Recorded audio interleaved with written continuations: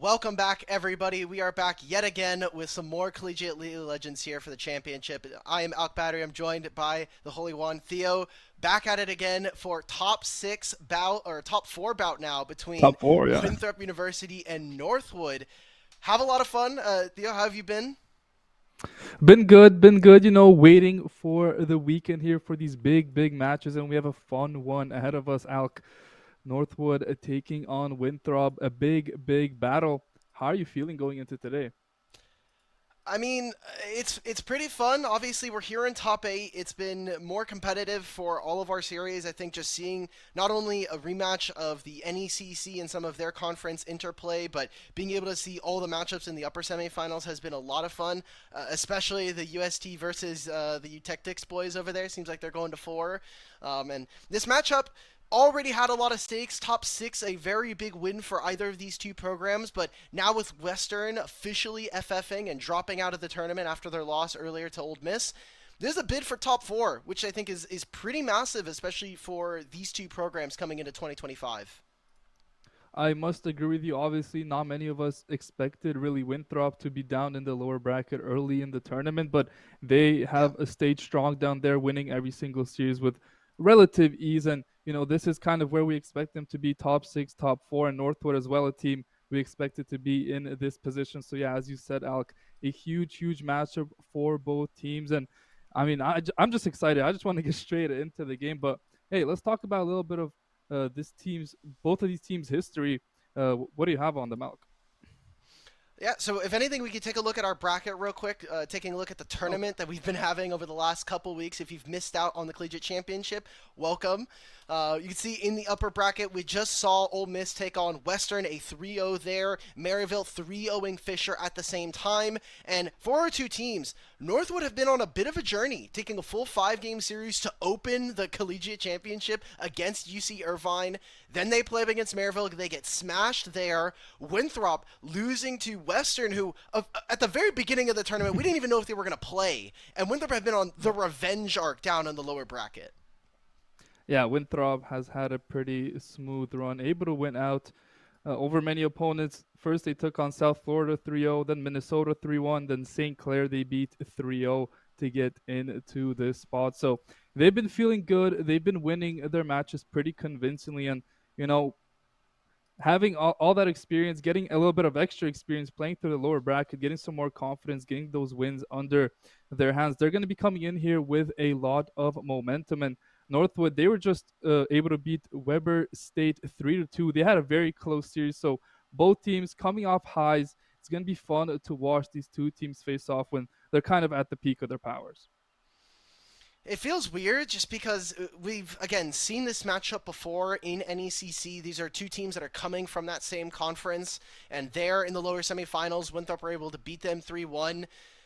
Northwood are infamously one of the most inconsistent teams, playing to really high highs, even last year making a top 4 appearance in CLOL, but not necessarily, I think, being a team that represents mostly a greater than the sum of their parts. But maybe that's changed, especially coming in with some roster changes into 2025. And here up again, we're in the lower bracket. It's been one life here for Winthrop the entire tournament after dropping in the first round, and now that they're out of their hell week, they didn't have to play 25 plus games going and traveling across the country to play in different lands at the same time and playing in an ACL. They just took a win up against Supernova or Ole Miss like we just saw yesterday.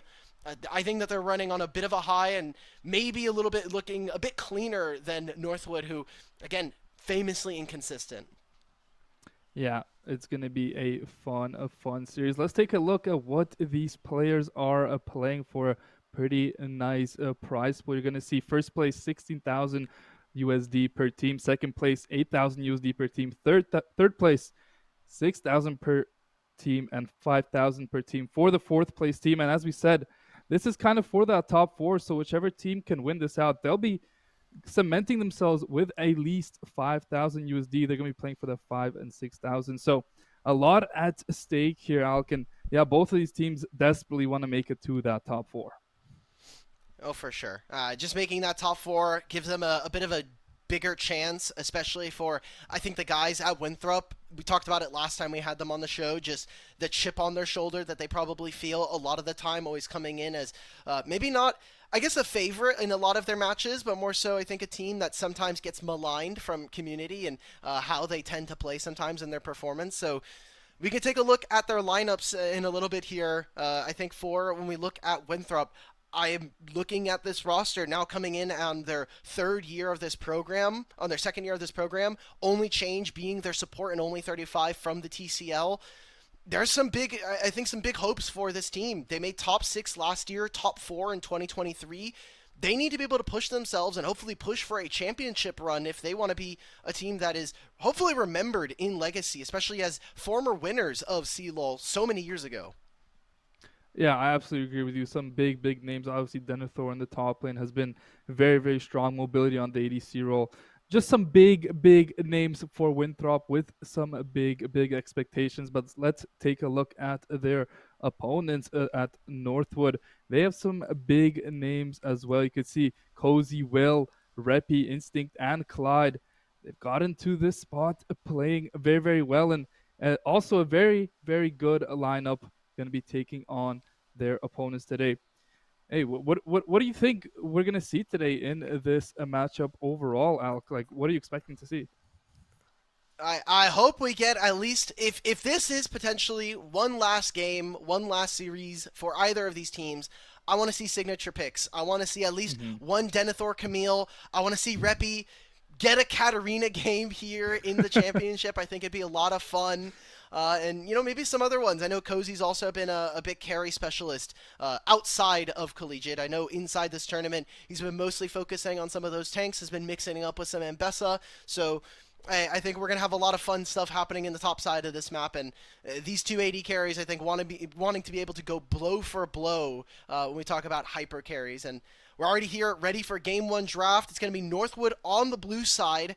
And big between these two, I think Will having more access to the Nefiri is potentially something that makes a big difference here. And Northwood are playing in the CECC LAN in Arlington right now, so their setups may not be optimal. I know last week or on Wednesday of this last week, Will was playing on like 300 ping when they were playing against Weber State. So the fact that they're still able to win that series is a maybe just the heavenly mandate coming on through for our boys. Yeah, I mean, obviously it's a bit of a rougher state to be playing on land, not on your own setups. But hey, they're ready. They're here to play. The bans are coming in Northwood. They ban out Jace, Lucian, and Winthrop. And they're gonna be getting rid of that Gwen really early on. Let's take a look what that second ban will be. I mean, as you said, some signature picks, the Camille, the Katarina is what you would like to see. It's going to be interesting to see if teams opt into allowing that to be played. Obviously, maybe not the most meta picks, but very, very strong champs in the right hands. As you see, the Varus going to be banned out here by Winthrop. Yeah, going to be a big focus on AD carries, mostly for Instinct. I think looking towards and opting for some of those hyper carries, like the Jinx and the Zeri, like we've been seeing from some of our other squads. Mobility and Only 35 have been one of the few bot laners that we've been seeing alongside people like Maryville's bottom lane and Old Miss with Shogo and Rhino, them being able to play stuff like the Lucian Milio, the Lucian Nami, something that we also got to see from St. Clair earlier in the tournament. So as you can see, I think reflected in the bans, Ezreal and Lucian, now with the Varus on top of that. First pick, though, can go for a Rumble if they really feel like it. I think probably going to be prioritizing a jungler here for Will. I think the fact that Vi has made it on through is a pretty big champion to go and let through. But Nidalee is the hover. That would be a very, very spicy first pick now on the Maokai hover. As you said, a lot of jungle options here. Vi snuck through, as you just said. Very, very strong jungler as well. Thinking about what he wants to pick up here. Maokai, very strong in the jungle, has CC, Yeah. is tanky. Basically everything you would need from a jungle is. Winthrop did ban out that Fury with their last pick. Also a very strong champ in recent times. Has those resets. Don't want to be going up against that. And it looks like Okay. the Maokai is going to be locked in. And it looks like Winthrop, they're going to answer quickly with a Xin Zhao. All right, I like the Xin Zhao. I'm pretty sure, yeah, I think the draft overlay is bugged. Sorry for everybody at A home. little bit. Some Yeah. technical issues going on, but I mean, Xin Zhao and Rise does give you some pretty Wise. strong skirmishing early on. The fact that Rise can set up with a point and click stun or a point and click root is pretty good.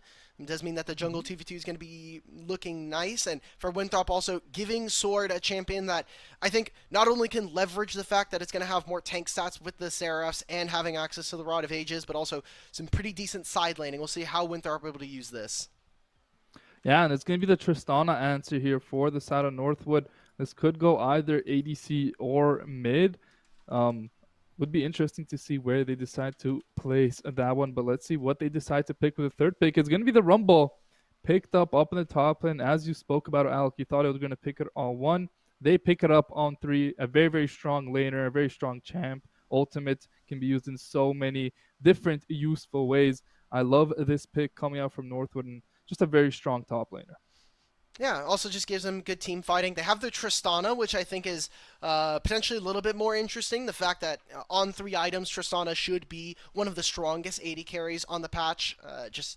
This champion is really ridiculous, and the fact that she gets to potentially get access to stuff like Navori, where eventually she just has infinite uptime on her Q and her explosive charge. So we'll see what ends up happening here. It also could be a flex between Repi and Instinct, so keeping their cards open there. Strong team fighting already showing from Northwood. I think we're going to need maybe at least one more damage source, or at least another source of engage, probably going to be coming from Clyde. And with the Gnar, it seems like Winthrop kind of want to match them. A little bit more engaged, a little bit shorter range coming in from the Eagles.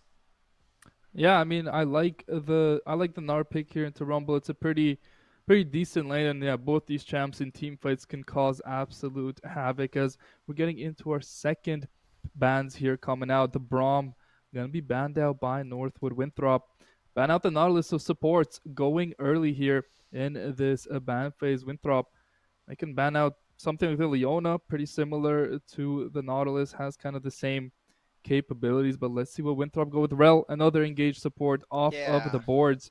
It's gonna be interesting what kind of supports we get in this game. And I wonder if we're going to start to potentially see enchanters. I know Yeah. that only 35 has been showing us some of the Lulu tech that we got to see earlier on into the tournament. Um, I don't know if I necessarily would like to see Clyde on an enchanter. Historically speaking, that's not always been his strongest suit. But okay, I like the answer. Does mean that Rakan starts to grow in value, though, especially against a Rumble and a Maokai. I think, well, alongside having the Tristana, Xayah could be a very viable pick on 4 here coming in. And with all of the bad support matchups, I think Rakan also, the Lovers duo instantly pops in my mind as a really strong 2 coming on through for Winthrop. Yeah, I absolutely agree with you, and so do they. They pick the Rakan on 4, so they'll be having that Xayah if they want it for pick 5, unless Northwood decide to go and take it away. And now Northwood, they could still flex this Tristana mid or bot. Could go either way. They're going to go for the Kalista. Ooh. In the botling Kalista Renata, you'd have to think, right? Maybe an engaged support with the Kalista. You could go for, as I said, Leona if you would like. But let's see what Northwood decide to go with. They're actually going to go switch over last second to the Misfortune, something a bit less, no real way to get away from this Rakan charm. So has the cleanse. It'll be interesting to see how this Misfortune does. Yeah, as long as they have some kind of bridge, I think you can still go for Leona on 5 here. It's a little bit tougher, but just having the fact that you have this ultimate that you can try to force out something. Okay, so we're going to be seeing Clyde on engage. They have so much setup for an equalizer combo on top of the bullet time, and if for whatever reason those people are not getting hit by any of these spells, you also have this Tristana from great range that's going to be able to give them a lot of damage. So Ooh. Northwood really good on solo lanes here. We'll see what the R5 coming on through for Winthrop. Again, we tease the Xayah Rakan. I still think is perfectly fine into the Misfortune. You just lack a little bit of that early laning phase to be able to match. And there it is. Okay. Rakan Xayah, you spoke about it. Yeah, I love it here. A lot of supports banned out. Xayah Rakan makes perfect sense against the engage of the Leona, the Maokai. A very, very good ADC that can stay alive through initial engage. And if she can just hit away in these team fights, should be pretty strong. But hey, a lot of tag damage here for Northwood. They have the Tristana, the Misfortune. It's going to be a very, very interesting game. If the Rumble gets behind early on, Northwood's really going to lack AP damage. So it's going to be interesting to see if they're going to be able to shred through these members of Winthrop or not. With double marksman, I have to imagine that Northwood are going to be a pretty dangerous threat around objectives. I'd actually like to see Winthrop try to contest for some of these early grubs. I think if you give over a team that has a Misfortune who's going to very easily be able to push on the mid wave, you're going to have Tristana in a side lane matching Rise. That potentially becomes a big problem for Winthrop later into the game. We'll have to see if they can maybe destabilize the mid lane matchup because, in my mind, that's kind of where I'm looking at. Obviously, we've had a lot of focus on both of the top laners, but Gnar versus Rumble, probably going to be seeing a lot of equal laning phases there, and just how these teams like to operate in the game. It's going to basically come down to, is Reppy going to have a big enough performance on Tristana early game to carry them into this later section, or is Rise going to do all the regular Rise things and get Rod of Ages fully stacked, finish his Seraphs, and just run around, be an unkillable monster? Yeah, the top side of the map, I think early on into the game is going to be a big, big focus. Those grubs, as you said, so important. But Alec, what do you think about the bot lane matchup here? The Rakan Xayah against the Leona Misfortune. Do you think we'll see anything spicy down there, or do you think it's going to be pretty even? Just both ADCs farming, not really being able to find any real kill spots. I mean, it's an interesting matchup because you would think with both having Leona and Misfortune, that should just be enough damage, especially the Sunlight passive coming in from Leona, just augmenting that alongside the double tap. I think that if you go into a 2v2, it's probably going to be favored for Winthrop, most likely. But there are some interesting ways that Winthrop can kind of come into fights. Rakan is such a flexible champion in what he's able to do. And obviously, only 35 and mobility have shown to have the 2v2 prowess. Just this matchup is not easier for them. The Leona is a counter matchup going into the Rakan, and a lot of eyes in my mind going over towards Winthrop. They didn't have side select coming in. We've already seen them win this matchup before, and now they need to be able to prove it here in a best of 5 single elim. They're in the bottom half of the bracket for a chance going into top 4. Yeah, and let's get underway in a game 1. No early invades coming out from either side. The blue smite from Maoka and the green smite from the Xin. The only real things to look at here early on. And Dinar having the D shield starting up against the D ring of the Rumble. And then everything else across the board pretty standard as only 35. Going to get a bit of a deeper ward here into the jungle of Northwood, as it looks like maybe a bit brawling up in this jungle. But no, another ward going to come down, and probably most likely both junglers going to be pathing up. Oh no, never mind. Maokai going to be pathing from top to bot, Xin going from bot to top. Okay. Seems like Wilson just wants to be able to cover for his Gnar. Rumble early on should have a bit of an easier time being able to push. We'll have to sacrifice a little bit of HP, and by going the Arcane Comet build, does mean that he is more focused on just poking out this Gnar, which does make sense. Mini Gnar has less resistances, less health. You're going to have a much easier time with the Electro Harpoons just trying to get damage there. And for Will, I think a big matchup in the jungle, especially. Will now having hopefully a little bit better ping than he had against Weber State. That was I think a big portion of their series, the fact that he had to play on 300 ping and not the most optimal setup as he was traveling alongside the rest of Northwood. And yeah, like you said, junglers going to opposite sides of the map. I think it is much easier for this Maokai to try to find a gank on his bottom lane, and maybe they try to make a dive in a minute and a half's time. Yeah, it will be interesting to watch. Level 2 hit first here for Northwood. They go in on the Rakan. They get a decent amount of a chunk damage down. Now that sets up that dive just a little bit more. Yeah, Winthrop does have health potions. They have the cookies on the Xayah if she gets really low, but I like the Maokai pathing to the bot lane here. I think might give them an opportunity to get an early advantage against Winthrop, but other than that, the lane's going pretty evenly across the board. Nothing too crazy. And, that's kind of what I'm expecting from this series. The lanes to be relatively even, relatively passive. It's just going to be these team fights and the macro in the mid game. That's really a big thing to look out for. Will going for some interesting change in his pathing. Wants to get a little bit more uptime on his red. Thinks that maybe he can try to turn this into something where he's covering his top lane after he finishes his full clear. There's nothing really happening. Goes for Krugs first, then red. With that, maybe he looks for something in mid, but bottom lane's fighting. Oh, and that's a kill in the bot lane for Winthrop. Very easy, right? Just a knock up from the Rakan, the flash, and the barrier burn from Instinct. And mobility just flashes with that root. A very early kill for Winthrop, and that's going to set up their bot lane for a lot of success. A very big win, I think. The fact that they got both of the summoners out from Instinct. It is a flash for mobility, but he has a lot more safety. They're going to immediately push this wave in. And do they go for a long chase here? You can see that Maokai is on the bottom side of the map, just getting the scuttle. Maybe could protect his bottom lane in case they were going to get a dove on or trying to squeeze a few more resources. They're going to cancel their recall.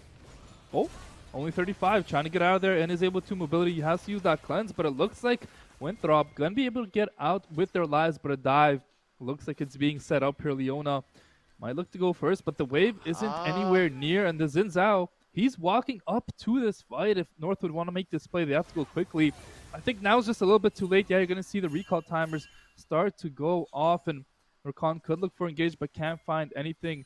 Misfortune does get a few CS for free, but here's going to be the fight kicking off. They're going in, and they find the kill onto only 35. Flash out from Will, and Wilson can't go on that Leona. Winthrop overstaying a little bit too long there, had no reason to fight, and they just give a kill over for free. Yeah, I'm very confused as to the decision-making there. Like, again, like we were talking about, the wave was not really crashing, so they were under no real threat. Maybe feeling like, well, if we have Wilson here, maybe we could actually look for something, but ends up giving that kill over to the support. So both of our supports have the first kill of the game, on or at least for both of their squads. Support Combat feeling very strong, Oh! and oh my god, Cozy! Oh, He that's a just loses kill! the what? What?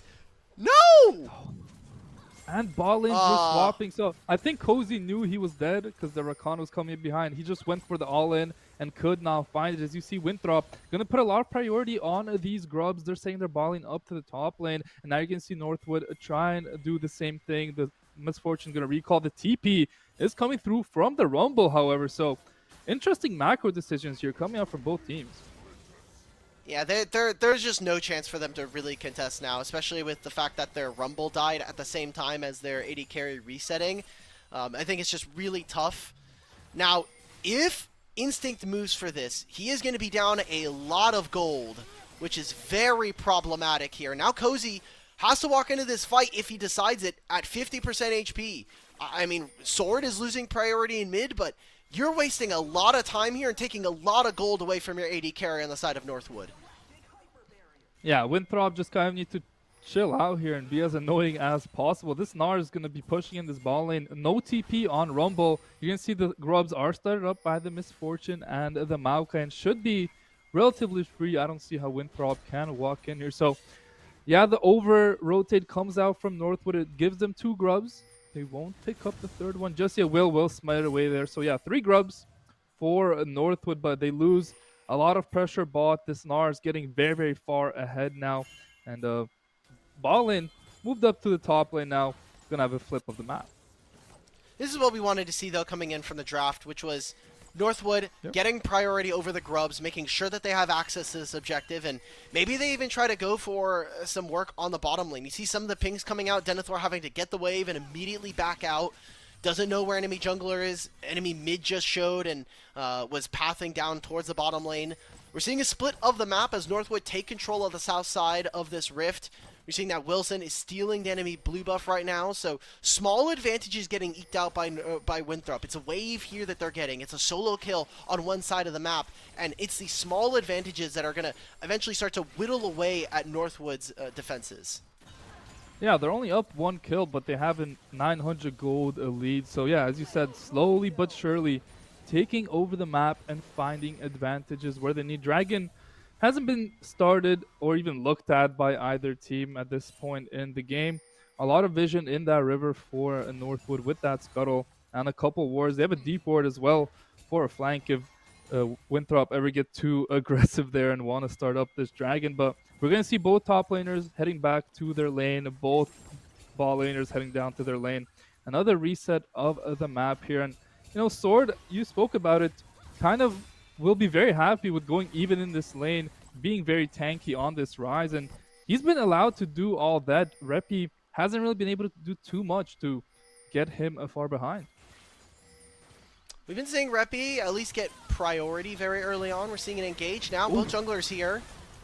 Yeah, the Misfortune ult comes out. Mobility's in a lot of trouble. Does not have level 6 just yet. Isn't close to it either. Clyde, though, gets down to very low HP. Wilson able to make some space for his team, but has to be careful. Tristana is here with Rise, and a lot of damage taken by this Tristana. The ult comes out. Sword, though, will get flashed on. The Leona goes over the wall. They should be able to pick that one up. The Xin Zhao, though, is in the middle of nowhere. Does flash out in time, and it looks like Winthrop should be able to get out unscathed now, but this Misfortune has to be careful. Can't just walk into this bush. Only 35. Gonna be able to not find the knock up. The flash comes out, but here's the Rise. Sword should be able to find the root, and should be another kill. Going over to Winthrop. The dive will come through.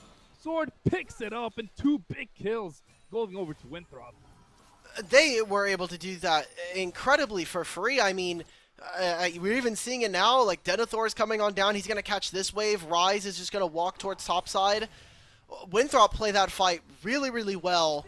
And I just don't understand a lot of the decision-making coming on through. I like the initial punish onto Winthrop, where we saw them trying to play vision, trying to play chokes on whether it was the Tri-Brush. We saw early damage coming in from Clyde and this Misfortune. We check in this replay, I mean, like, we're on opposite sides of the map here, right? Like, I have Repi who's losing the 1v1 versus this Rise, and then Instinct, why are we walking forward? We're just losing our flash for free. Just walk back into the bottom lane.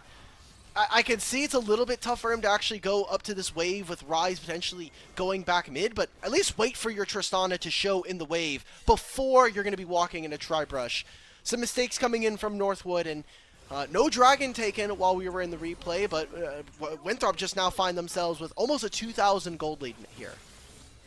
Yeah, Winthrop doing very well in this early game. Seems like they're not too worried about the dragons. They think they can just straight up win the game with getting leads through their lanes, and so far they've proven they are capable of doing so. As you can see, both teams, 3 members on mid. The Nar's gonna be up against the Tristana and the Ryze up against the Rumble here. So different lane assignments here in the 10-minute mark of the game. Cloud has to be careful, walks up a little bit too far, gets charmed up, and that should be a free kill. But look at that Misfortune ultimate, does a lot of damage. They find the 1-for-1 trade. Nice route there for mobility, but he goes down. It's only Wilson left alive. It's going to be Northwood with a 3-for-1 in the mid lane. Just like that, they've swung the favors of this game. And all of that gold going over to Reppy and Instinct feels amazing coming in for Northwood. Winthrop, it's going to be a lot of gold again here going over to Denethor. He is opening up an individual lead for himself. We'll also get to teleport out from Reppy. Another turret play potentially on the cards. He'll be able to cash that in.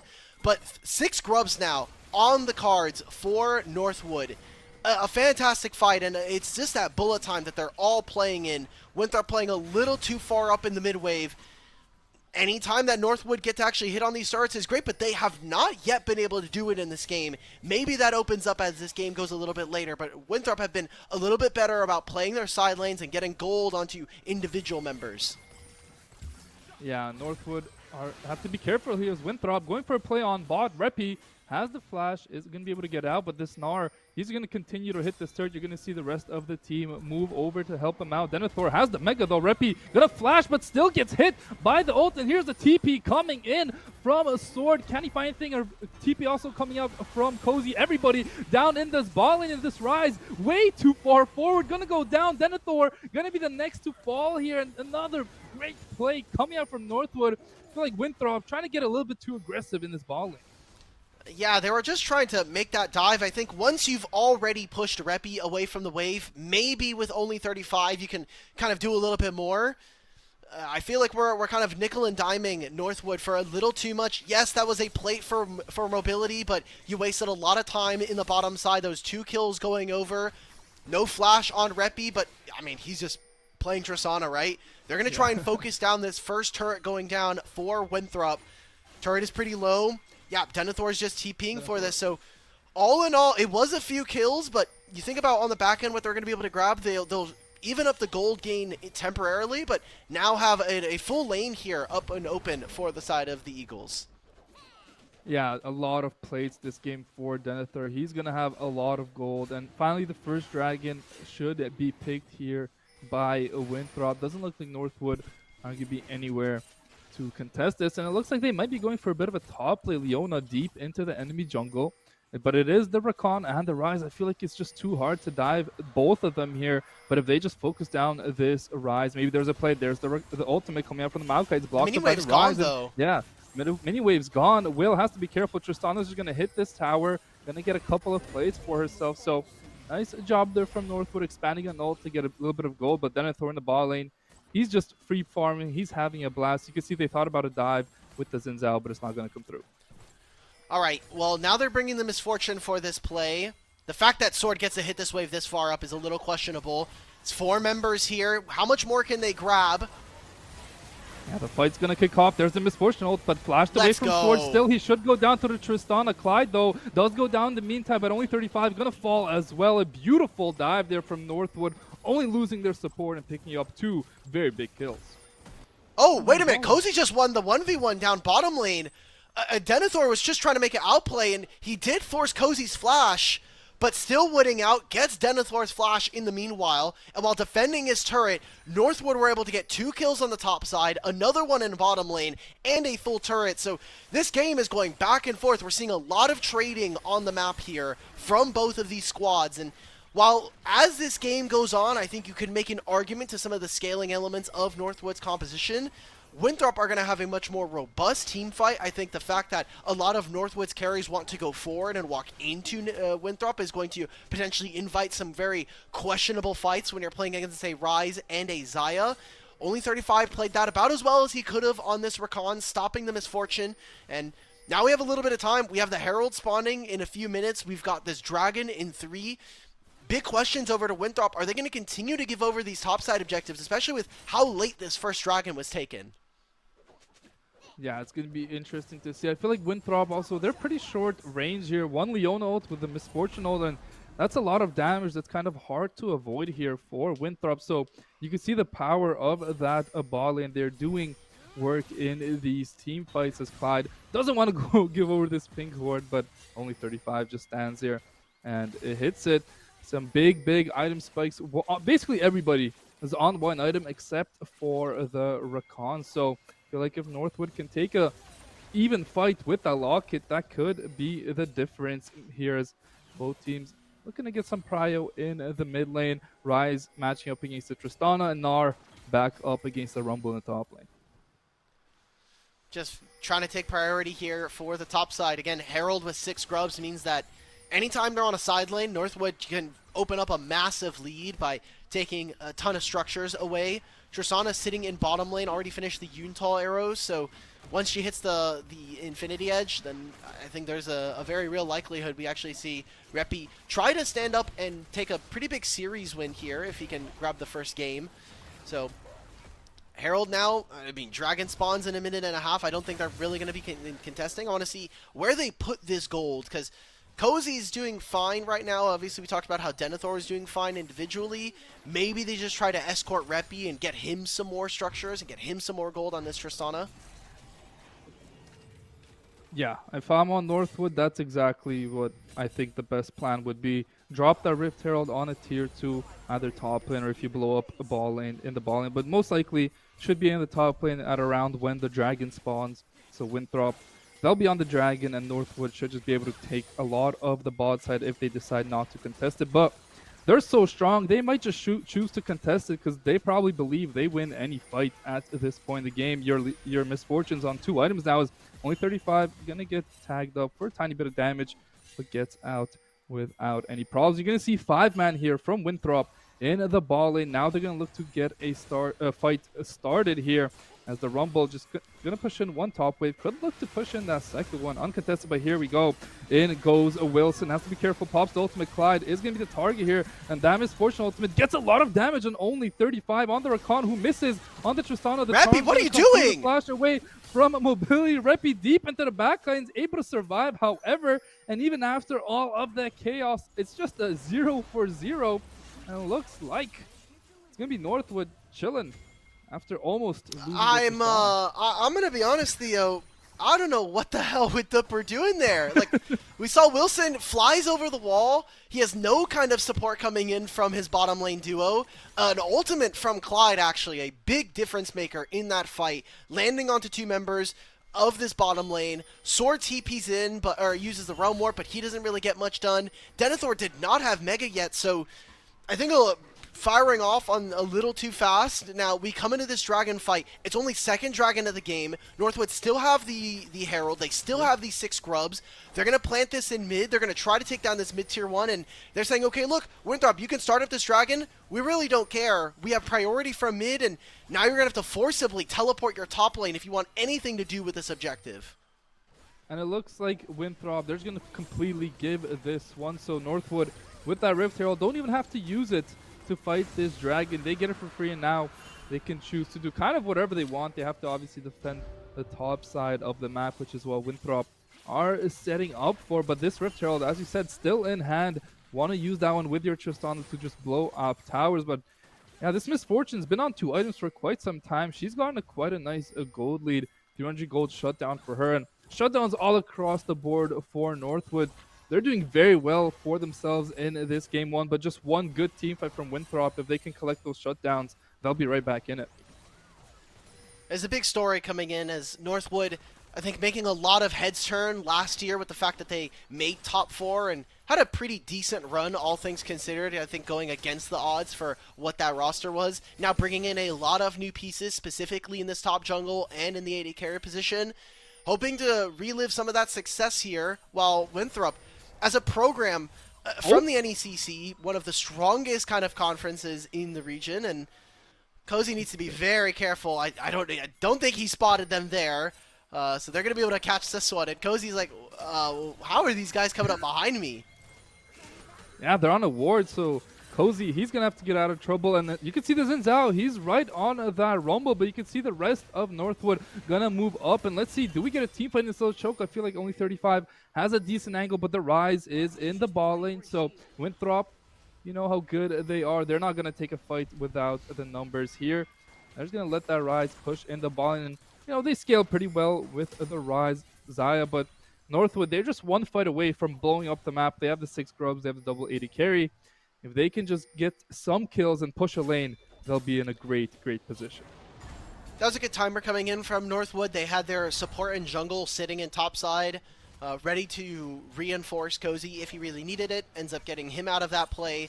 And while, yes, it's Rise picking up another 2 waves in bottom lane, Reppy was able to hit this mid-tier 1, and so a pretty good trade coming in as Northwood starting to slowly eke out advantages across the map. It was Winthrop originally playing the map a little bit better, but with some mistakes coming in from their side, the Eagles are finding themselves not only in a gold deficit, but across the lanes right now. I think there are some different allocations in terms of gold. We still have yet to see Denethor really provide enough in a team fight here, and maybe that comes in a couple minutes' time. You see a lot of vision from the side of Winthrop being invested to make sure that Rise gets his gold and gets his items.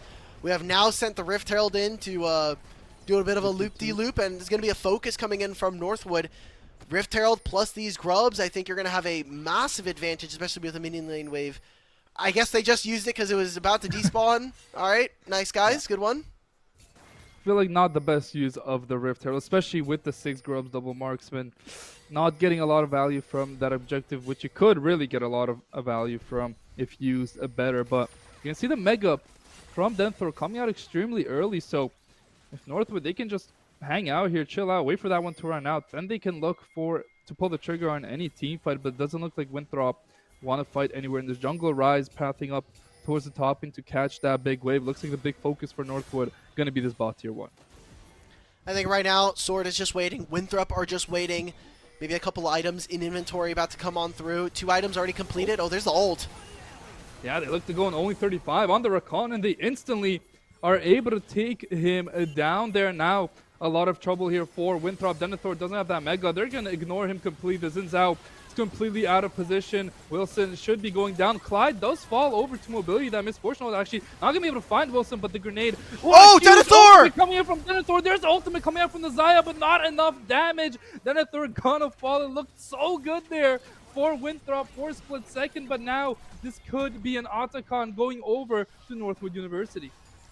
And Sword never commits the teleport there. So now they're just going to get Otacon here on the side of Northwood. Mobility is going to try and see what he can do. Teleport's finally coming on in. But Reppy, almost 3 items on this Tristana. This is a tough fight coming in for the Eagles. But Sword, he is pretty tanky on this Rise. Look how much damage he does to Reppy right there. They have to be careful. Otacon. No, Reppy, why are we jumping into Otacon? Gets the kill, the shutdown on the Rumble. The Otacon's on 1.3k. Who's going to be able to get it? It's going to be Winthrop. And just like that, the fortunes have turned. Northwood throw at the Otacon, and Winthrop are right back into this one. Reppy teleported into that play, stands on top of the Otacon semicircles, which just annihilate his magic resist and his HP. Huge positioning errors coming in from Northwood that, like you just said, throw at the Otacon, give them all of these blood petals, give them the Otacon buff itself. Now, to be fair, they do not have a ton of epic monsters in their pockets, right? It's only a single Infernal Soul, or Infernal Dragon. But look at this, the Otacon just shredding Reppy. He almost jumped straight into the secondary attack of the Otacon, and Will has no smite. So I don't understand. Like, I can see them trying to force, but as soon as Sword shows up, you need to immediately recall, let the Otacon reset.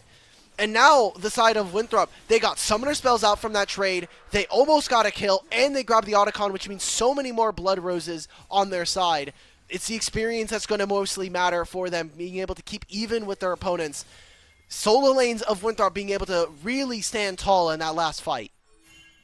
Yeah, obviously we said it was a bit of a throw. It was a bit of a throw, but still, I would say Northwood are still in control of this game. 3 items on the Misfortune. Tristana just took a tier 2 top, basically for free. She's going to be very far ahead. Still a very hard game to play for Winthrop, I would say, because of the side lane pressure. You could see the XP. They got a lot of XP from that Otacon, but the Misfortune is up like a full level on this Zaya.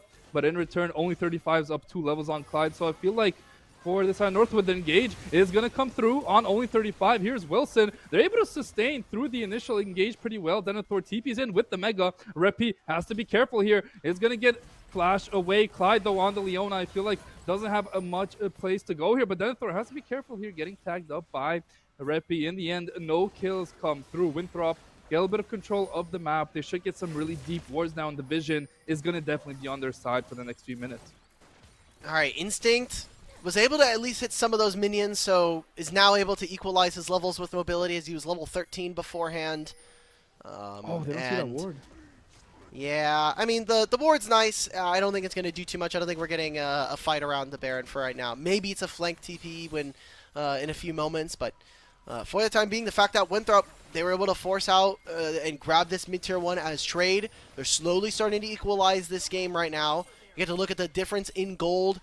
Big advantage going over to Northwood in their mid and AD carry positions, but you can see how close this game is, and we can never allow for Northwood as Winthrop to get alone time with these objectives. You saw how fast it was on the Otacon, and now with this Baron, you have almost a 3-item Tristana potentially looking as only 35 is going to be able to get away with the battle dance, and it's just that posture around the mid lane. Sword also just getting ready to be there if he needs to. Can also realm warp if he is able to, and just going to pick up another bottom lane wave. Northwood might actually just get completely screened out from the bottom side of this map.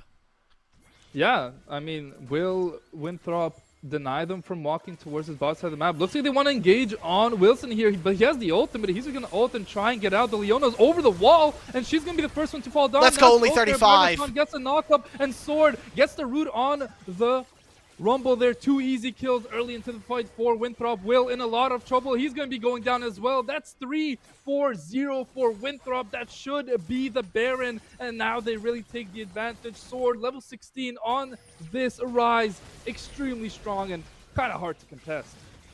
That's a huge win coming in for Winthrop. The decision-making coming in from Northwood, we're engaging onto the Xin Zhao. Wilson plays that really well by using the Crescent Guard. He sweeps Clyde into his backline, and with no ultimate, with no Zenith Blade, Leona is a sitting duck there. You can see that Instinct trying to stand tall, but Rise does too much damage. Get owned, brother. Oh my goodness, Sword, level 17 on the Rise. I mean, he's just so far ahead, and not too sure what Instinct was thinking there. Now the map's going to completely blow up here for Winthrop. They take the tier 2 mid. They take the tier 2 top. So much gold in their pockets, and now it really feels like it's going to be a really hard game to play for Northwood. Yes, they still have these strong ADCs, but this Rise, kind of whoever he looks at, just falls over and dies. We can take a look at this again, just like Clyde getting put straight into the back line, only 35 as well. Has played this Rakan incredibly, just getting into the back line, stopping Misfortune's ult twice now in this game alone. And then it's the rest. They just chase them out. They grab the Baron. They can continue to push on side lanes. We have not been able to see Northwood really piece it together in the Xin Zhao. The Crescent Guard is getting so much value versus this Misfortune's bullet time. I mean, we haven't seen too many dragons taken in this game. 45 seconds before the next one, but I think Winthrop are going to want to continue to use the purple buff that is on their shoulders, continue to take down these structures, and then eventually choke Northwood out of this game. Yeah, you can see they're sending 3 members down here to defend this bot tier 2 here.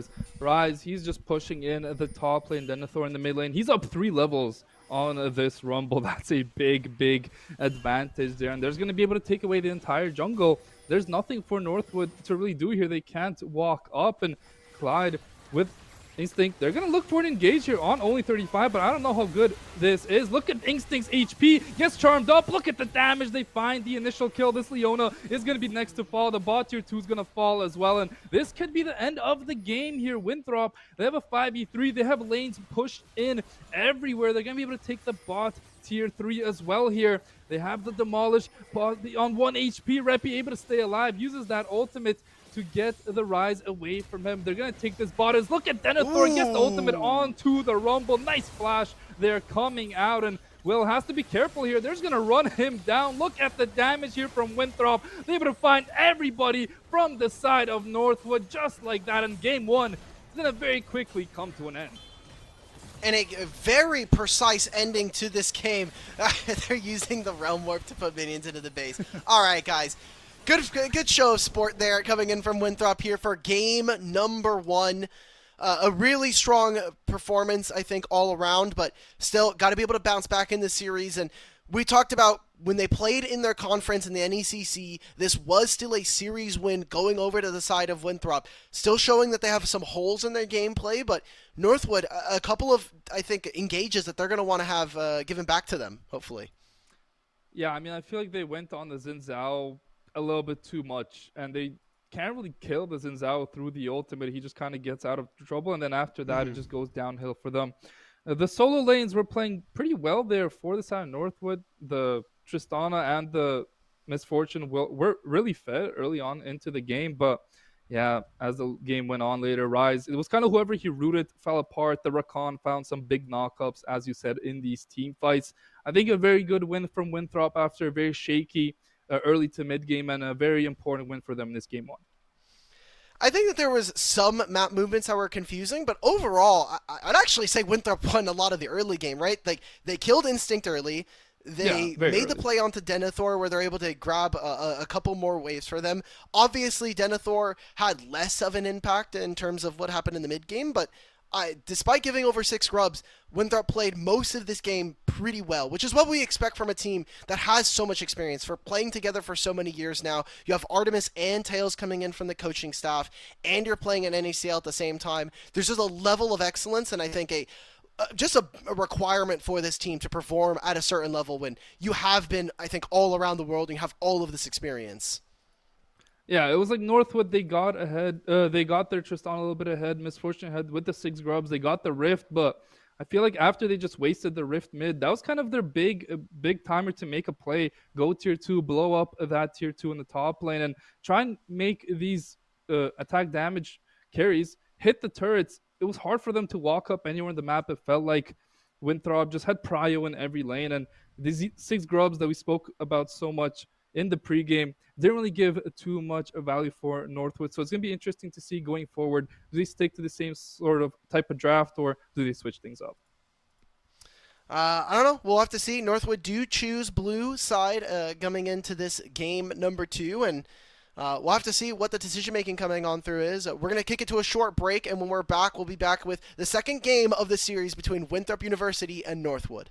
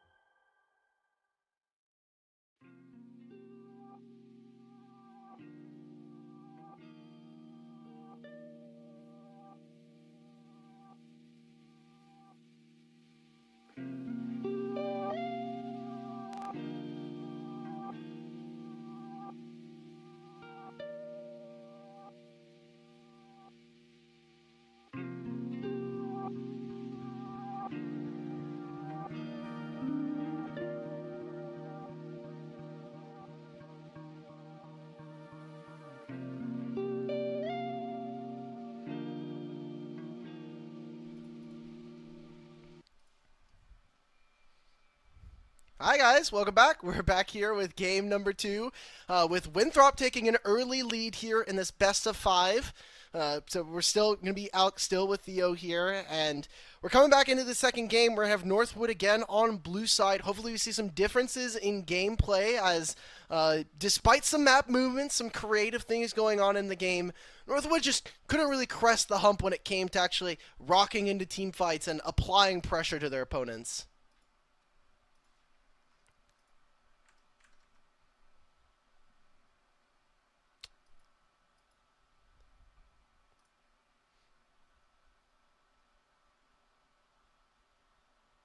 Theo, I'm having to mind read right now because I cannot hear you through the vMix. Oh, my bad, my bad, my bad. I didn't want to interrupt you in the middle now. of that. Should be good now. Okay, all right, we made it on through. Okay, give me the rerun. Give me the rerun. The patch notes. It was a very very good win in game 1 for Winthrop. They played their composition well. You know, they didn't really prio the grubs too much, and they just played around their team fighting beautifully. I feel like a thing for Northwood, they have to have better target selection. The targets they were picking in game 1 to go on initially just were not the right targets, and I feel like that was their big downfall. Yep. So we'll see if they can kind of move around the map a little bit better, if we see some different performances again, and if there's anything different coming into the draft here. So blue side again, like we were just saying, and bans already looking very similar. The Lucian probably going to be seeing Varus taken away as well. And what changes I think we'll be able to see coming in from the bottom lane, because definitely felt like even from laning phase, Mobility and Only for 35 were playing just that much better than Instinct and Clyde. Yeah, I mean, they got the early kill in the ball lane, which shouldn't really happen in that lane against the Leona Misfortune, but they were able to get it with the Rakan's Eye, and it kind of set them up for success. As the Rise going to be banned out by Northwood, they don't want to go up against that again. I mean, I like the ban. I think the champ right now is pretty solid. You have CC, you have good scaling. You'll always be a threat in the side lanes, and Northwood gonna ban out that Jace. Winthrop seems like they're sticking to what they banned out last game. The Varus gonna go, the Gwen gonna go, and let's see if they decide to keep the same 3 with their last pick here. Yep, Nafiri gonna go. Now Northwood have the first pick. Okay. So instead of with the Rise on the table, doesn't mean that you can go for the first pick as real. I think that there are still some other champions that a little question I personally would like to see instead. It is going to be locked in here for the side of Northwood. And so, in terms of options, you could still go for kind of the Xin Zhao and pair him up with a different kind of mid laner. Again, Ooh, Vi Vi. or Maokai still up, so they're going to go for the or the Vi combo. These two have incredible pick already, and does make it difficult for Ezreal to live his life. Yeah, absolutely. Definitely, I much rather prefer the Vi into the Ezreal instead of the Xin Zhao. Just kind of easier to engage. You press ult on the Ezreal and then see what happens from there. Now it's going to be Northwood, though. Let's see what they decide to counter with. You see the Talia mid first pick. Have a lot of choices into it. Going to be going for the Maokai again. So we saw not, I would say not that much value from the Maokai in the last game. There weren't really any big engages or big ultimates that kind of blew me away. But overall, still a very solid pick. Gives you extra vision with those plants. Has always the CC. So yeah, good jungler. Now it's going to be actually Cozy going for the blind pick Gnar into Denethor. What do you think we'll see an answer here from Winthrop? I think this is mad questionable. You already have Yeah, a Vi and Talia on enemy team. I think Denethor can just slam his pocket Camille, and suddenly the game gets way harder to play. You don't win the side lane. You're not going to be winning in team fights a lot of the time. The laning phase is already pretty difficult, so up to Winthrop as to what they choose. You know, we do see the Yep. Camille getting hovered here, and it's immediately locked in, so I feel like Northwood have now put themselves in a bit of a hole. They're going to have to look for team fights. They have solid enough frontline with this Maokai and eventually Gnar, but Gnar has to be able to get out of this laning phase, not down a lot of gold. And back end of this draft, no AD carries chosen, so big focus, I think, for Northwood is going to be what AD carries they're looking for. Probably a Misfortune and a Kaisa ban, if I have to imagine. Yeah. But even then, you look at what Winthrop have, I think this could just be a Jinx game. You just have Lulu to protect. You have the Jinx with your pick composition coming in from your top side. That's a free win in my book. I absolutely agree with you. I think whoever Winthrop kind of decide is gonna die in the team fight. Northwood can't really do much about it. The Vi and the Camille can just dive any target, and it's kind of hard for that target to survive. But let's see the second round of bans here. As you said, the Kaisa gonna be banned out first here for Northwood. Winthrop, they answer with a Braum. I love that ban from Winthrop, making sure that none of your damage gets blocked out, and now it's all on Northwood. What ADC will they decide to get rid of? Maybe they get rid of the Jinx to make sure she's not allowed to free hit in a game like this, where she would have a pretty good time. So if I'm Northwood, that's kind of the first option I look at. But maybe Northwood, they're scared of something else. The Rakan is going to be the ban. They don't want to be going up against that Xayah Rakan again, it seems like. Yeah, so Rakan does kind of signal that they... I mean, Rakan with Vi is obviously really great. Rakan with this Camille as well, just having a dive buddy to help enable the battle dance. We'll see on 4, we're kind of seeing some different hovers coming on through. If you wanted to go for a lot longer range and some great setup alongside, okay, so a decently strong lane as well as having a what I would consider like an ultra carry. If he gets to 4 or 5 items, Jin has like 900 AD, he just one-shots someone. There's a little less fun in the game when that happens. But you already have so much set up with your Talia, Vi, and Camille that I think just kind of playing second fiddle to that does make a lot of sense. The Victor, I think, is pretty interesting in terms of a strong laning phase, but still big questions versus this mid jungle. Yeah, I feel like big questions need to be answered here by Northwood. They have their support for pick 5. It's going to be the Rel. Pretty good engage, pretty good anti-dive as well. Can hold off this Camille and Vi a little bit when they try to enter. But let's see what Winthrop go with here for their 5th pick. Their support, Poppy. Denying even more dashes here alongside that Talia. No, Ooh, not going to be locked in please yet, give so it to me. There's too 3 early. champions here. It's Alistar, it's Janna, and it's Poppy. Poppy, I think, is a little on the nose. There's not too many dies. I think Alistar is just too good. You stop the Rel. You can also headbutt the Gnar away as well as the Maokai. Can tank with the Unstoppable. I think Winthrop got everything that they would have wanted in the draft. I think their draft is also just a lot more cohesive to what they want to do in a game. Northwood kind of self-counterpicked in a lot of their own lane matchups here. Yeah, I do. I think this Camille is kind of going to be the big thing to look at this game. If Denethor can get ahead a little bit early, if he can just scale up, push those side lanes, it's going to be so hard for Nart to hold him. And then in these team fights, obviously, Cozy's going to have to find some really, really big ultimates. But with the Talia, with the Alistar, as you said, it's going to be so hard to get on mobility this game. And it feels like if he ever pops that Jhin ultimate, there shouldn't be anyone anywhere close who's able to do anything about it. So it feels like once Winthrop dive in with this Camille and Vi, the Jhin uses the ultimate. If Northwood don't really find any kills early in these team fights, Winthrop, they're going to have a very, very good time in the 5v5s. That's just the thing, though, right? Like, even so, the only lane that we're like, hey, there's a big question mark around top side. What happens in the mid game when Victor is either sitting on mid wave, sitting in a side lane, or coming up to a team fight, and he doesn't have flash? Reppy walks up. There's a Talia sitting there. You can always answer on side lane as well to reinforce Denethor. This Victor or this Vi is going to be basically forcing Reppy to always be in the right position, otherwise immediately just gets blown up. And then your engage is pretty weak, especially if the Alistar is in position. We've already seen Only 35 have a good start to this tournament. So my question towards Northwood is like, so you aren't winning topside, maybe you can try to go even, but even Ezreal doesn't do very well. He's not like a traditional hyper carry in the sense of like actually being able to deal damage to their backlines. Maokai might have to do a lot of dirty work here. We're going to probably have to see Will be a little bit of a janitor this game and just maybe drop some camps. We're flashing forward. I'm using my ultimate. We got to get something in this game.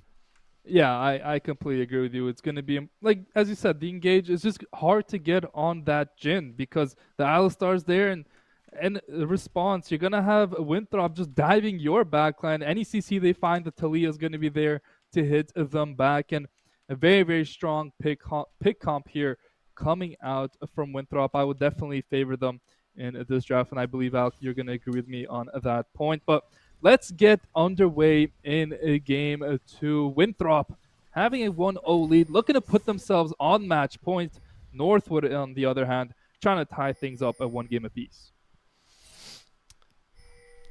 So some standard 5-point again. Winthrop and only the side of Sword and Only 35, I should say, trying to get some early vision, seeing if they can spot out either the junglers. But Maokai and Vi will say hi to each other on the top side, and good to see from Reppy that he's kind of having a little bit of fun there. But I don't know. We're going to be taking a look at what Will can do in this game, and Wilson, I think, has kind of a free budget to do whatever he wants in this game. Nothing there, level 1. Will does start the Q, so doesn't have the CC to stun up that Vi. And yet again, looks like the junglers thinking of where starting. Looks like Vi's going to start top, and Maokai going to start bot this game. So complete flip from we saw in game 1. What do you think of that one now? Maokai definitely has to cover his top lane just because of how this matchup goes in the Gnar versus Camille. So kind of makes sense. I don't think you're too afraid of Ezreal Rel getting too much damage or potentially going down. They were the subject of a 2v2 kill when we saw this bot lane in the first game of the series, so maybe there's a little bit of a flip there, maybe an adaptation as this series does go on. But for the time being, we'll see if not only Will, but if Reppy can also get a sizable enough amount of a lead. We'll also see what build of Victor he's going. I really wish we'll see more of like the Balefire plus Ludens, but or the Balefire plus like Shadow Flame and just have more damage. But this might be a game where uniquely he might just have to go the Rod of Ages build so he doesn't instantly die. There's just going to be a question of damage, and if he's really going to be the Victor that's going to be able to let it rip with an Arcane Storm. Yeah, I completely agree with you. The consistent DPS here for Northwood might be a little bit of a problem. Obviously, on Ezreal, you need to hit your skill shots to do this amount of damage. And yeah, as you said, the Victor, if he is going for that tankier build, he'll be alive a little longer, but will he be able to do enough damage to burn through these Winthrop players? We do not know just yet, as there's going to be another 2v2 kill down in the Bali. Mobility flashes onto the Rel and gets nice first kill for his team again. And they know that Maokai is heading up to the top side because they got a ward on Will's Raptors. They know that the Maokai is going to be nowhere near to help out this. Wilson even moving some of his pathing around, went for red Krugs into his own Gromp, now is starting blue, so he knows that he could actually end up, if mid ends up getting pushed by Reppy, Cozy's getting solo killed. Denethor has flash, but didn't have that Q up there. Yeah, Cozy has to be careful. Able to stay alive, but you could see this Camille. She's down a decent amount of CS though in this early game, but always has that kill pressure on the Gnar. Makes sense as the melee into range. It's all about the all-in coming in from Denethor. He has to know that junglers might be in the area, as Ooh, Maokai should be spotted on that ward that flash. is in the. Oh, nice job!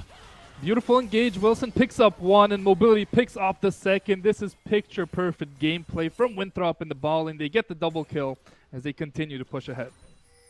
And then there's just no play there. That ward in the river doing so much work, showing Will. Feats of Warfare immediately go over to Winthrop before 3.5 minutes.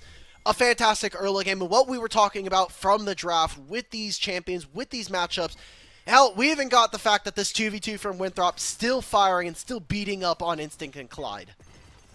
Yeah, what a start here in this game too from Winthrop. They're up 1,000 gold all already. This Jin, very, very fed. He does buy that serrated Dirk early on for a little bit more early game pressure. I like that purchase. I think it's going to be nice for him in that lane. And everywhere else, Talia got a nice back off on Victor. Did use TP. So very good start here for Winthrop in this game too. They're seeming to be cruising down.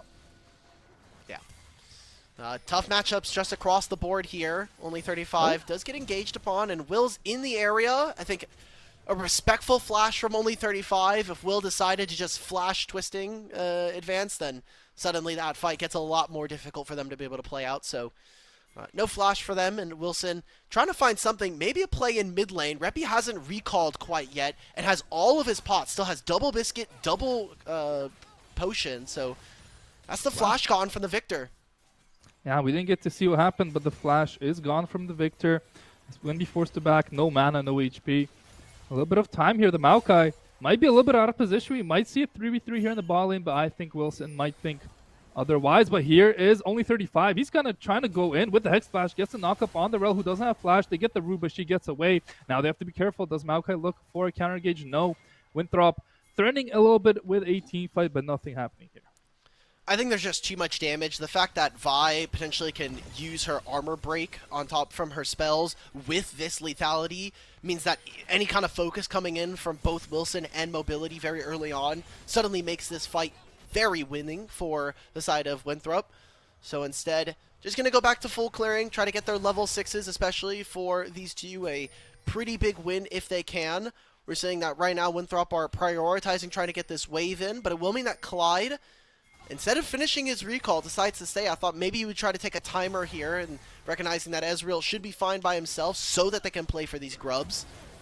And there's the engage. The root comes through from Mobility. Just a little bit of poke. That Q hits as well. Big damage already from this Jin with the serrated Dirk. The grubs do get started up here, and looks like Will be able to pick these up relatively easily. No contest coming through from Winthrop here. Yeah, all right. That's fine. Winthrop's only going to get a single grub. They're going to be kind of okay with the fact that this is the trade for themselves. Still doing fine in the top side. Really good purchase, I think, from Cozy to get the plated steel caps.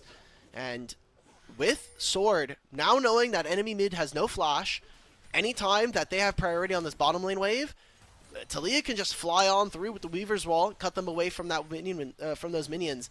Instinct has to take a recall soon. This guy is on super poverty levels of build. Maokai's here. They find the stun on Denethor. He should be dead here on this Camille, just getting way too aggressive, dying for some fruits. Definitely not worth it. Easy kill picked up for the Gnar. He just never uses his ultimate. I would have thought that we would have been seeing the Hextech ultimatum so that he can avoid at least one of the pieces of crowd control. Maybe damned if you do, damned if you don't, you know, waiting for the Gnar ultimate there, but good punish coming in from Cozy, who has been doing okay with being able to equalize the matchup between him and Denethor, despite some of these trades going over in favor of the Winthrop Eagles top laner, but not too mad about the instances. Probably just going to take a recall after finishing off this wave, and still seeing standard lanes here. Maybe there's a play for Dragon with both of our junglers hitting level 6. I mean, a play for jungler, I think, would definitely be going in Winthrop's favor, especially after the Jin recalls. He's going to be sitting on so much gold. Level 6, his ultimate's going to be hurting at this point. Now he gets a pickaxe, a cloak there as well. Clyde moves over to the mid lane, helping Reppy get some mid lane prio. And Talia she's having a wonderful time in this mid lane, just farming up without any real problems. Interesting for mobility going for the collector. I don't think there's too much of a difference between what he would have gone. I just know that across the leagues internationally, we've been seeing a lot more Youmu's first rush coming in for Jhin. So a Doesn't bit have of to a personal run for preference much. there. Makes sense. I Yeah. don't think he really has to run for Um, much. I think MS is really important this game. I think you don't want to get tagged by Victor spells, and if you can try to avoid it, having MS versus Ezreal is pretty important. But That we're is true. seeing Winthrop start up this dragon here. Oh, he gets canceled in the middle of his hook shot. That might be another solo kill, honestly. Yeah, Cozy looking for it. Denethor has the ultimate, has the flash. Oh! Beautiful sidestep there from Denethor, dodging out on everything. You'd have to think that's a solo kill for Cozy, but beautiful mechanics on display. Uh-oh. Dragon Ezreal goes over ult. for free. There's the Ezreal ult. I think it hits the Camille, but Denethor able to stay alive on a little bit of HP, but that's going to delay his back a little bit more. It's going to give Gnar a nice opportunity to get some plates, maybe. Oh, he's going to Ooh, stay. Jace. This is greedy Okay, from so Denethor. Sword has Prio in mid. If he overstays for this next wave that's coming, him and Vi will be having access to the top side here. So I think Cozy has to be very careful as to what happens for the next few moments, especially with the fact that Repi, low on mana, doesn't have mid priority right now, and you can kind of see they're fading. They're going towards this top side of the map. Yeah, Vi running up their sword does get spotted out, but Vi, she is up in this tri-bush. I don't think they have any play here, but because the Maokai is hovering. But sword, he has that ultimate. Could look for it here with the Vi.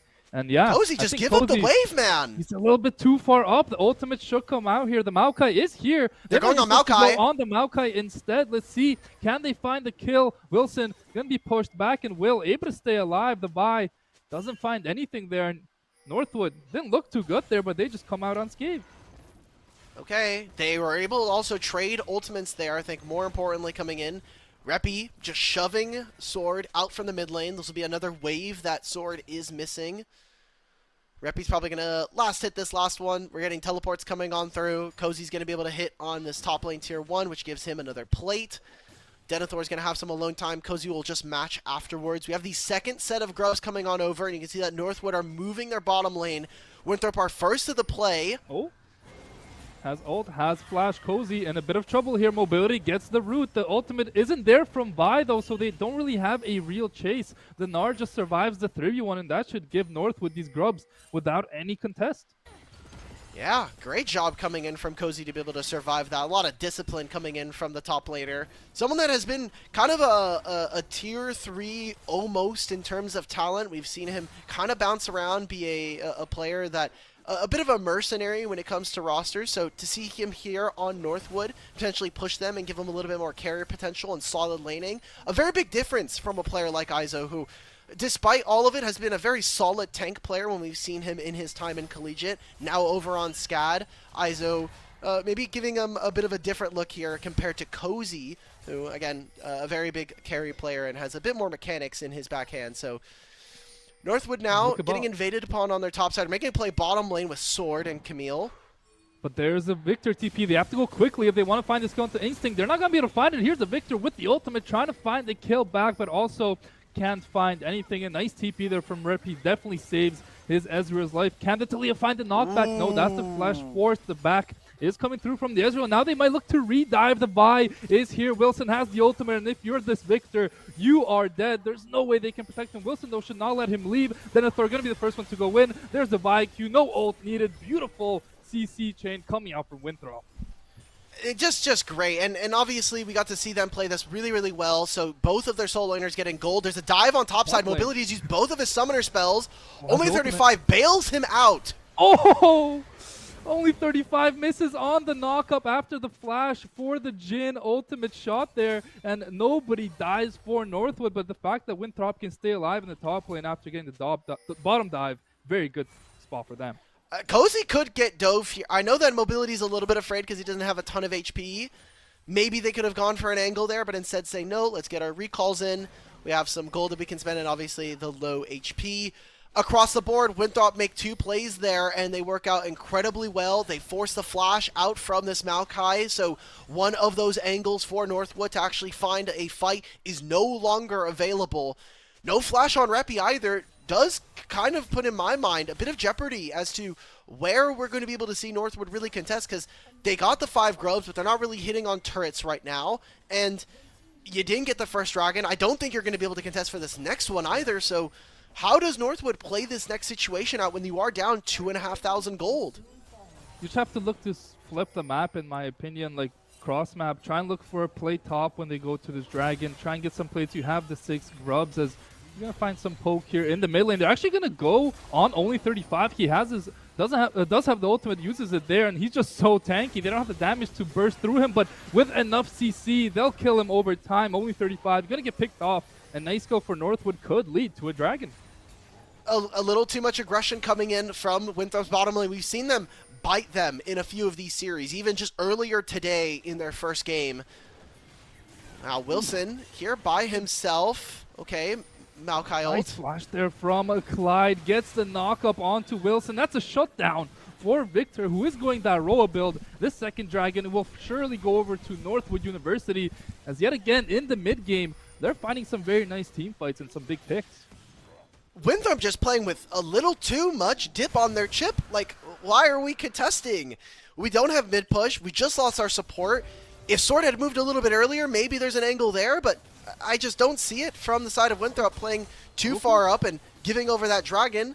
Now Denethor trying to find a trade. He takes too many turret shots though. Like, what's going on here, guys? Jhin ultimate used. Cozy just flashes out, and Northwood have found a lot of life in this game too. They're still down a little bit of gold, but all the plays in recent time going in their favor, and Winthrop have to be careful not to get too excited in this game too. This is one of Denethor's signature picks, a champion that he was known for and originally scouted when he came into the competitive scene a couple of years ago on this champion. He was known as a Camille OTP in solo queue. The fact that he's falling here in this matchup, in one of the most iconic matchups versus Gnar, a couple of misplays here from Winthrop, slowing this game down and giving Northwood chances back in. Remember, we were just talking about no summoner spells. How are you contesting? How are you going to be able to actually use these 5 grubs? And in a moment, in like 2 minutes, Northwood get 3 kills, they get another dragon, and are feeling okay about their prospects in this game too. Yeah, absolutely. The Victor has that Roa ready to go, already on 4 stacks. Gonna be getting that level up in about 6 minutes, and chillin'. Cozy's up 2 levels on Denethor in that matchup. That's very, very big, I feel like, for the side of Northwood. And this Gnar, who shouldn't be winning in the side lane, all of a sudden is, and he's gonna be in this bot lane, just free farming these turrets with the grubs. I feel like Northwood are very happy as this. They just have to be careful not to give a team fight over to Winthrop. And Cozy can just teleport whenever he wants to for this play. Herald being prioritized by Winthrop. Gold going on to Sword here, as he is the one hitting this turret, but I think you're fine with this. I mean, Victor taking a little bit of his HP. Winthrop needed to pull the trigger a little bit sooner, and now they're even missing out on mid waves here as Instinct's pushing this in. So all around, great map play from Northwood, as we see Winthrop starting to slowly lose gold on the map. Yeah, that bot push from the Gnar. He got a full turret. He got like 3 waves. He's up 40 CS on the Camille in the counter matchup. Definitely big shout out to Cozy in this game too. Doing a lot to keep his team in this tournament, but still a lot of work to do here. Mobility, even after such a strong early game, down a little bit in EXP against the Ezreal. Went for the Collector first, but hasn't really found any kills since. All right, maybe they try to make a play. You can see that they're positioning, maybe trying to just force out Sword's flash early on. There's a Taliyah wall. Wait a minute. They're just engaging on him. Sword lives. What happened? There's a Maokai ult that was used as well. I mean, they're prioritizing getting this Victor gold. I like it. I like the idea. Make sure that he finishes his Leandri next. Not a lot lost by Sword, but there's going to be a turret going down for Northwood. And again, gold for this Victor. They're going to summon the Herald as a trade here from the side of Winthrop. Yeah, trying to get a lot of more gold on this Camille. Will they get this turret? I believe they should be able to. They can even take the Rift, drive it away, take it wherever they want. You can see Denethor is going to get in it. He instantly crashes it into the wall. We'll ignore that ever happened. But yeah, nice play there from the side of Winthrop. Northwood answer with a top, a tier 1 of their own. Okay. So strong play, strong confident play, I think. Very iconic from the side of Winthrop, as they are they're tunneling in on this mid-tier one. They want to make sure they can take this down, try maybe make a play. Cozy no longer has Mega Gnar, can't find a play onto Mobility and Denethor. So we're going to see Sword eventually move on down. And Denethor has to spend his gold. He just got two turrets and he just got a turret in bottom lane. Needs to be able to spend at least a little bit of this so that he can try to finish. It seems like getting closer to his second item. You're very happy right now as Northwood with how this game has gone. Yeah, maybe not in the early parts of the game, but at this point in the game, you're happier where you're at. But now this Victor has to be careful as the next wave is so far away. Should be in no real trouble. These two members from Winthrop cannot just dive under turret as the Roa. He's going to be very, very tanky. You're going to see Winthrop just kind of don't really know what to do on the map. The Snar's free pushing in the ball lane. They've mid-prio. It's looking very good here for Northwood as Wilson is going to get picked off, gets all his CC stopped, and now he's in a world of trouble, gets rooted up. Another kill going over to Northwood University, who are storming back in the second game. I just, there's just no way for only 35 and Mobility to be there. So good pick coming in from Northwood. Opens up the Dragon as well. 5 grubs here. You always got to be worried about their ability to take turrets, as now they get this mid-tier one as in return. The side of Winthrop, man, they're making few too many plays. I think playing with a little too much confidence as to what side of the map they're allowed to be on. And yes, Vi has mobility. She could jump over walls. She's allowed to kind of be very free around the map and where her positioning is, but getting punished is not what we wanted to see coming into this game. And we said from draft, hey, there is some scaling elements here for Northwood, but it was about that early game from Winthrop, and outside of the 2v2 that was happening in bottom lane, and even some of the action happening around Wilson, the game has slowed down enough that I think this is starting to go in favor of Northwood. 2 items now completed here for Reppy, and that Rod of Age is about to tick over and get him even closer to level 16. Yeah, I agree with you completely. Very good map state and game state for Northwood. It's going to be interesting to see what happens on these next few team fights. No Dragon for a while, no Baron for a while. Otacon is up, but at this point in the game, it would be very surprising if either team just started this one up. Just has to be kind of a pick play coming out from Winthrop. I feel like they have this pick composition. They have not found many kills with this pick comp, especially as of late. As Camille, Talia, and Vi should be able to go on a side lane and kind of kill anyone they want, but they just haven't been able to set themselves up for a play like that just yet. And now we could maybe see something here. Will they pull the trigger with the Talia wall? Yes, they will. Looking to go on the Victor. Literally right as I'm saying it. Instinct going to be the first one to fall, but here is the trade coming through. Wilson will fall down on the Vi. It's a 1-for-1 in the mid lane, but the fight will continue. The Mega Gnar doesn't find any value. Gonna get taken down. Here's the Jhin ultimate. Nobody's there to stop him. Denethor gets the ultimate on Will. Another kill. Gonna go over to the Jhin. Some nice shutdowns here coming out from the side of Winthrop as they take a nice team fight in their favor. They get some gold, but I'm gonna be honest here, Theo. I don't think this really advances the game. We're going to be seeing them start up the Otacon. This would definitely be a lot better of a trade for them to be able to take if they can get this objective. It'll be a lot of Blood Roses, so think about the experience, and also taking that away, the flashing from Clyde. I don't know if only 35 is the person you want to be flashing on Clyde. Look at this Otacon, though. Down. The Otacon is doing a lot of damage, though. Mobility has to be careful walking up here. Reppy has the flash. Can Denethor find it? Flashes. He misses the stun, but still, Mobility alongside Denethor find the kill on the Victor. The Otacon chasing down Mobility. In the end, it's a huge, huge team fight. Many kills. A bit of gold over to Winthrop, but nothing else happens on the map. I mean, I'm fine with that. I'm sure. I mean, that saves Winthrop the game, right? Like, yeah. The fact that there's no Otacon going over, or sorry, that saves Northwood potentially a lot of headaches for the next few minutes. The fact that that Otacon doesn't go over, I think as Winthrop, you're starting to overreach for some of these fights. It's gold in their back pockets. They traded Flash for Denethor and Mobility so that they could get Reppy's Flash. So if this Victor does not have that, we said that in the draft there was going to be some questions if Sword and Wilson were going to be able to get those picks going. We have not quite seen it this game, but always a possibility with this Talia. Yeah, that whole fight started off with Talia and the Vi. They went on the Ezreal. It was a very, very long fight, and You can see at the very end of the fight, the Ezreal came back actually and was able to find a kill there on to Denethor. So a lot of gold here on this Jhin. 550 gold bounty, has the IE, has the collector working towards that LDR. A big, big threat. And it feels like Northwood, it's going to be hard for them to get anywhere in range of this Jhin because the front line with the Camille and Vi, they're just playing so aggressive, looking to go deep into the backline. All right, so we get a little bit of alone time now, some downtime here on the map. Oh, only 35 might be getting caught here. Clyde going in.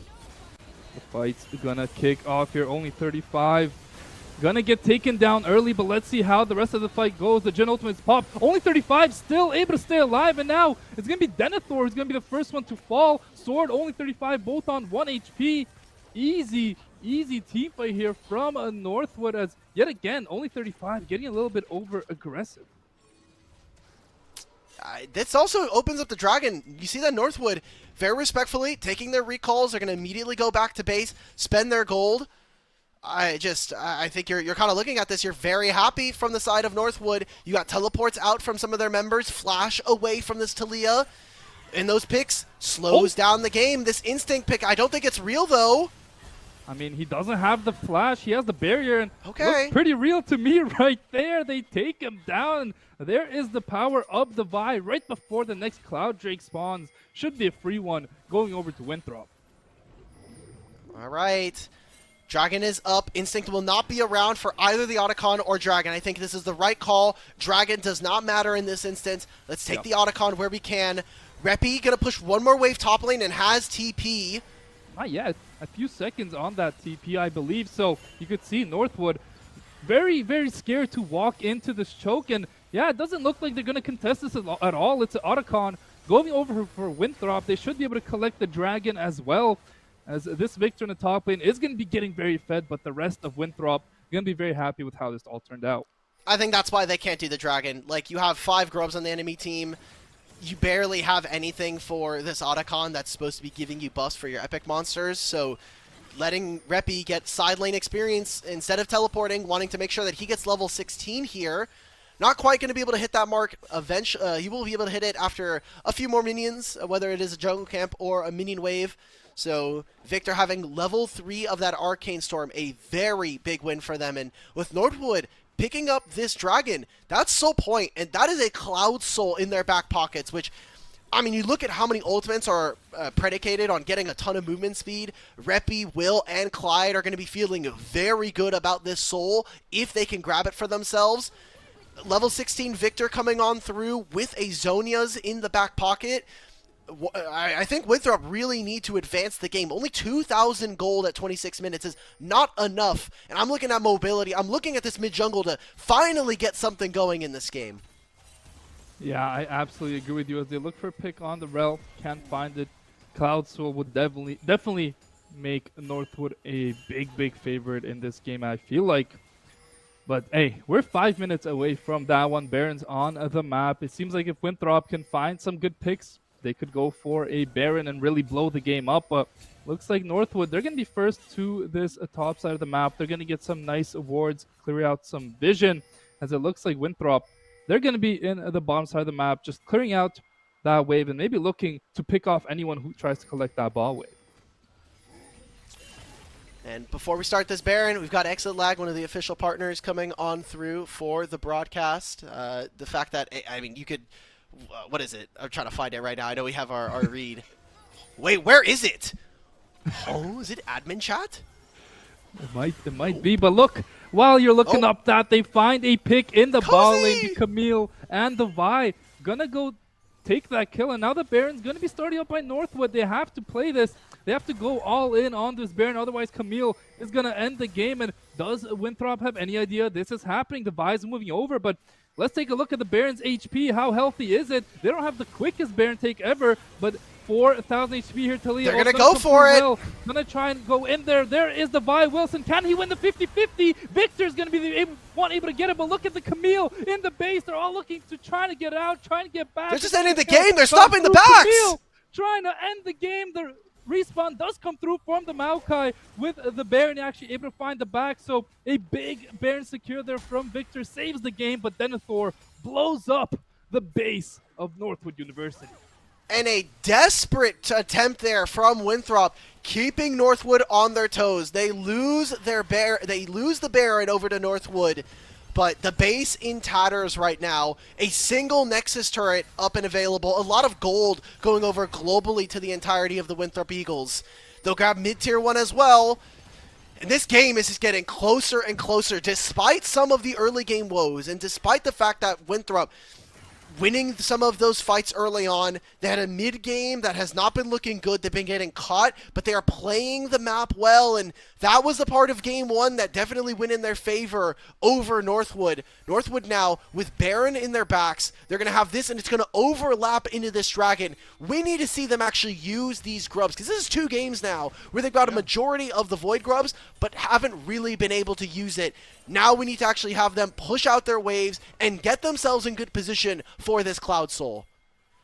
Yeah, I think Cloud Soul, if they get it, they still have a very good chance in this game. But if Winthrop win that fight, the game basically ends. So it's going to be kind of the game-ending team fight here in just a few minutes, you'd have to think, because the base of Northwood in shambles after that Baron play. If Wilson got that smite steal on that Baron, I think the game is just over, right? So another life here for Northwood.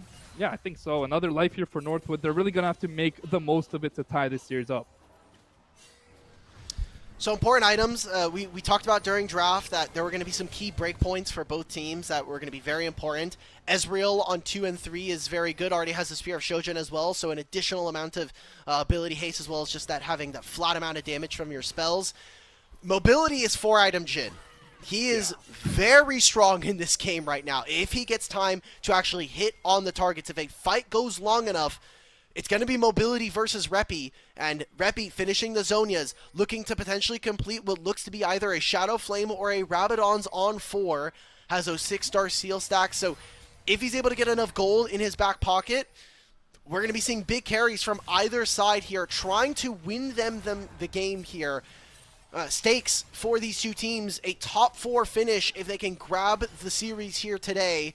And for Northwood, the fact that they can even bite back in this series, going down 2-0 would be a huge loss for them, especially as a team that is trying to find revenge, is trying to find the comeback after losing to Winthrop in the NECC lower semifinals. Yeah, 15 seconds from this dragon spawning. I mean, with Northwood, they don't necessarily need to fight this dragon, but I feel like they should look for a decent engage. If they don't get the best engage, just kind of back up, let it go. The Gnar is going to be TPing in, and now you're going to see the fight kick off. Clyde looking for the entry, only 35, taking a lot of poke before this team fight even starts. Now this Alistar is a kind of a non-factor. We'll have to either recall or just kind of flash in and suicide to find the engage. The Talia wall going to They're going to look to just burst down the dragon. It's at 4k. Jhin has to reload the 1.2, able to get the smite. The Cloud Soul is denied, and now the team fight kicks off. The Rel going to be the first one to fall down. The kill comes back. Cozy gets the Mega. Wilson going to be falling down. This Camille has to get out with her flash, able to stay alive. A double kill for the Ezreal, but that is all she rose for that team fight. A 2-for-1 for Northwood, but they do not get the Cloud Drake. So they stopped them from getting the Cloud Soul. There's not much more. Sword probably going to be looking at his AD carry, asking him why did he start up those Krugs and then cancel my recall, brother. But hey, that's more gold going over to Northwood now. Yes, it is the trade of kills, and the Dragon still going over to Winthrop.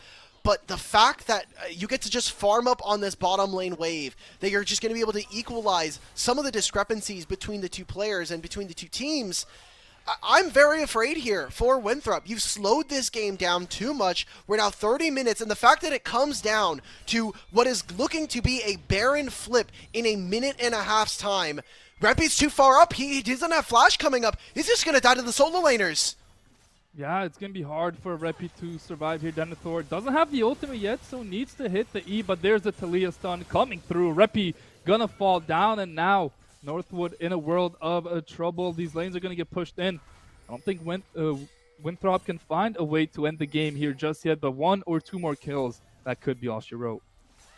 All right, teleports is available for Reppy, so he can very easily make it over to this objective. Good job from Cozy, doing the smart thing, pushing out the wave that is the farthest away from the Baron right now. Doesn't have the Mega Gnar. It is going to pop on this wave. And, oh my god, they're just going Ooh. for more.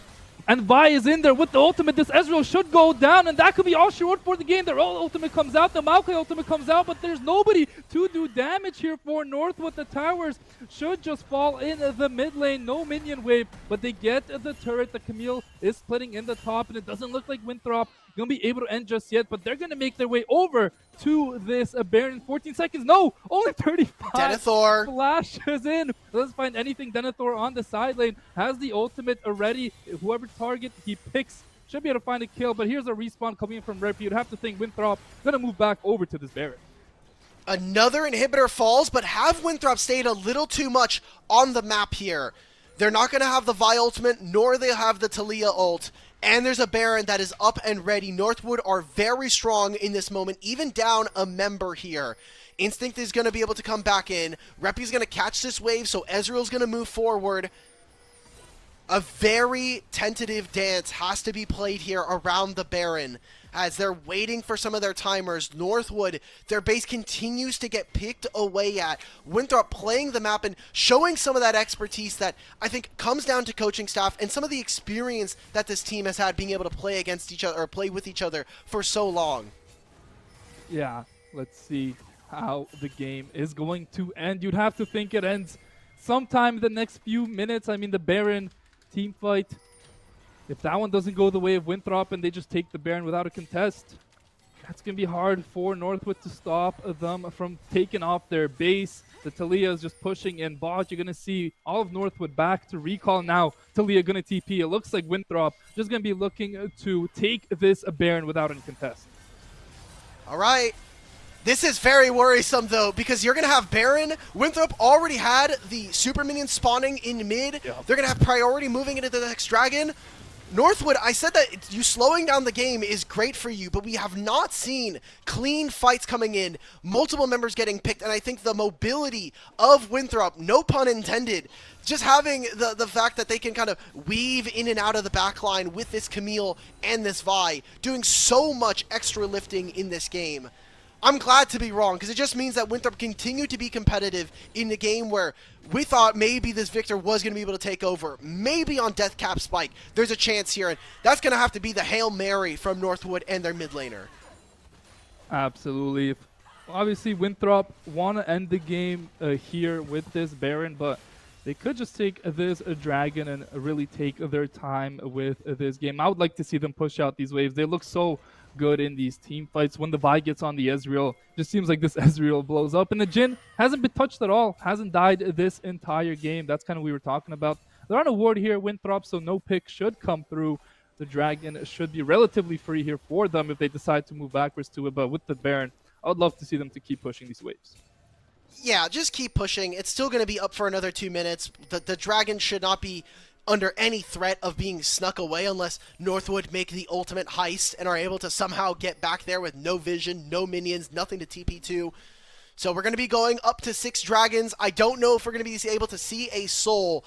Northwood are very good at being able to clear minion waves, but we've seen the past 15 minutes Winthrop consistently win fights despite some of the advantages that Northwood have been able to gain, and it kind of feels like a slow bleed out here for the Timberwolves, which sucks considering the fact that there were some spots where they were looking good in this game. Yeah, I absolutely agree with you. At one point in this game, we were both kind of saying, yeah, Northwood looks good. Like, they kind of have the advantage. They had Soul Point, but now Denethor on this Camille. Look how quickly he annihilates that inhibitor. More super minions going to be spawning, and look at that damage on Cozy, who's going to have the Mega Gnar, as maybe they look for a pick on Denethor, but that ultimate from the Gnar misses as the Camille flashes away, and now that's a big cooldown down here for Northwood as Winthrop. They're going to have 2 waves pushing in. The super minions not spawning just yet in the top lane, but in the mid lane, they are coming in full force, and oh couple no of Nexus starts to get through. Look how much poke there is coming in from this Jhin. The mobility does so much damage here, but it looks like Northwood, they're just playing some tower defense, trying to clear these waves with the Victor, and they're doing so pretty well. Winthrop are kind of just sitting in this base, not be able to find anything. Finally, only 35 tries to go on Rel, but just knocks her way. There's the ultimate coming out from the Jhin. Looks for a pick on anyone, but misses a couple shots. 4 shots. Lands on Wilson? Cozy. The turret needs to go down, but it's still standing. Wilson gonna be the first to fall. 2 Oh minutes my off god! Alistar, they pick up a kill. Down goes the Gnar. Mobility flashes in. Should be able to find this Victor as well. They're gonna be able to take him down after the stasis, surely. And it's only the Ezreal left alive. Mobility and Sword trying to finish off the game. One more turret, it'll fall down. Only the Nexus left standing. But look at Mobility's damage. Finds the kill onto the Ezreal just like that. Winthrop gonna be taking the second game. Triple kill for an iconic AD carry. We said this Jhin in the late game was going to be a monster to deal with, and Mobility steps up. I'm glad we get to see him perform. He has been, I think, the main man for Winthrop throughout all of these years, a consistent key part of their wins when we see this team perform. And good to see them take the series now, match point up against Northwood, potentially going for a 3-0 over their NECC brethren. Yeah, I mean, it's been a pretty close series, especially in the mid lane. But it feels like the later the game goes, the more advantages Winthrop find. And yeah, even down 3 drags to 1, they were able to find the Otacon, they were able to find the Dragon, and one team fight at a time. They just win out this game too. Now on match point, I mean, they're going to be feeling very good about themselves. Northwood, they're in a world of trouble.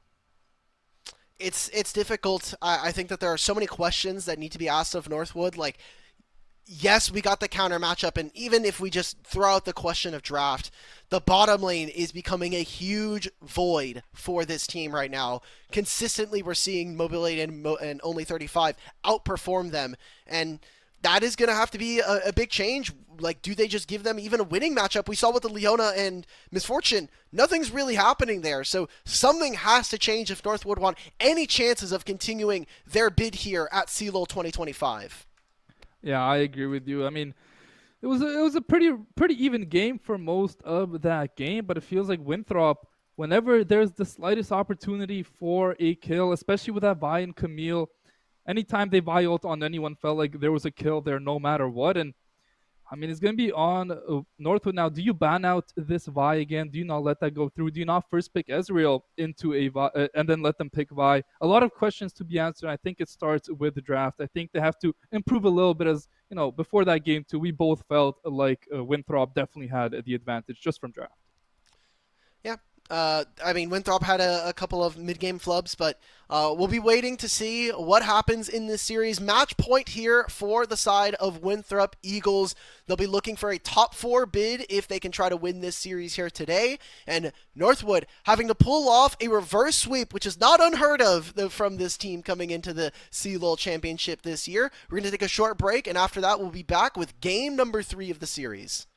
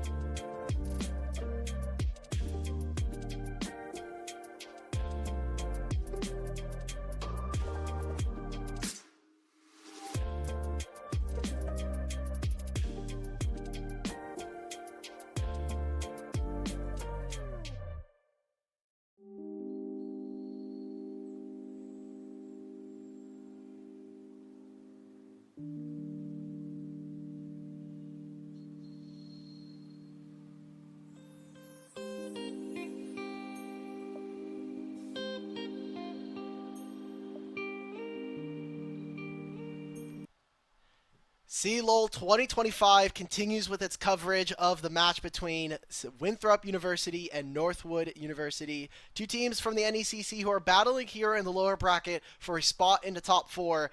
Theo, it's been a pretty one-sided series. I know we've had glimpses of Northwood and their greatness, but it seems like we're getting a repeat of history here. Winthrop are now on the verge of winning this series. Yeah, and after game two, when Northwood had some chances, it's going to be pretty deflating for them losing that game in the way they did. It just felt like they couldn't make any plays after finding advantages. And in this game three, if they have that upper foot, something to stand on, I want them to really push it. That game, it was kind of that soul fight, which we were talking about a lot. If they got that Cloud Soul, that game becomes really hard to play for Winthrop, but they just could not get it. And yeah, Winthrop just took every objective after that. So one more life here for Northwood, do or die. They kind of have to give it all here. And as we spoke Yeah. about before in the start of the series, some pocket picks. If there's ever a time to whip it out, now's the time.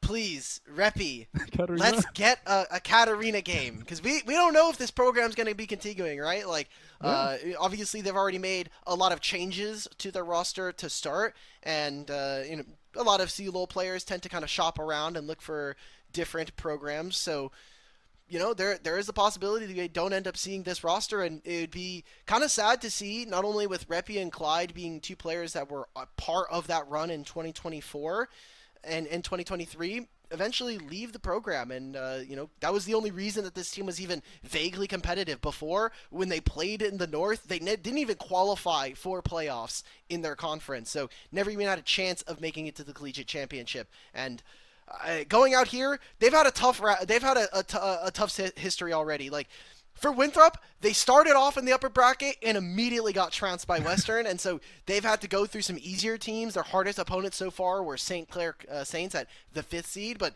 for Northwood, they go against UCI, and then they end up taking a 3-2 there. They then go up against Maryville, where they get 3-0'd, and then Weber State going all the way to 5. I think maybe speaking a little bit to the strength of some of those other programs, but also Northwood inconsistency, the things we talked about during the pre-show. Yeah, absolutely agree with you there.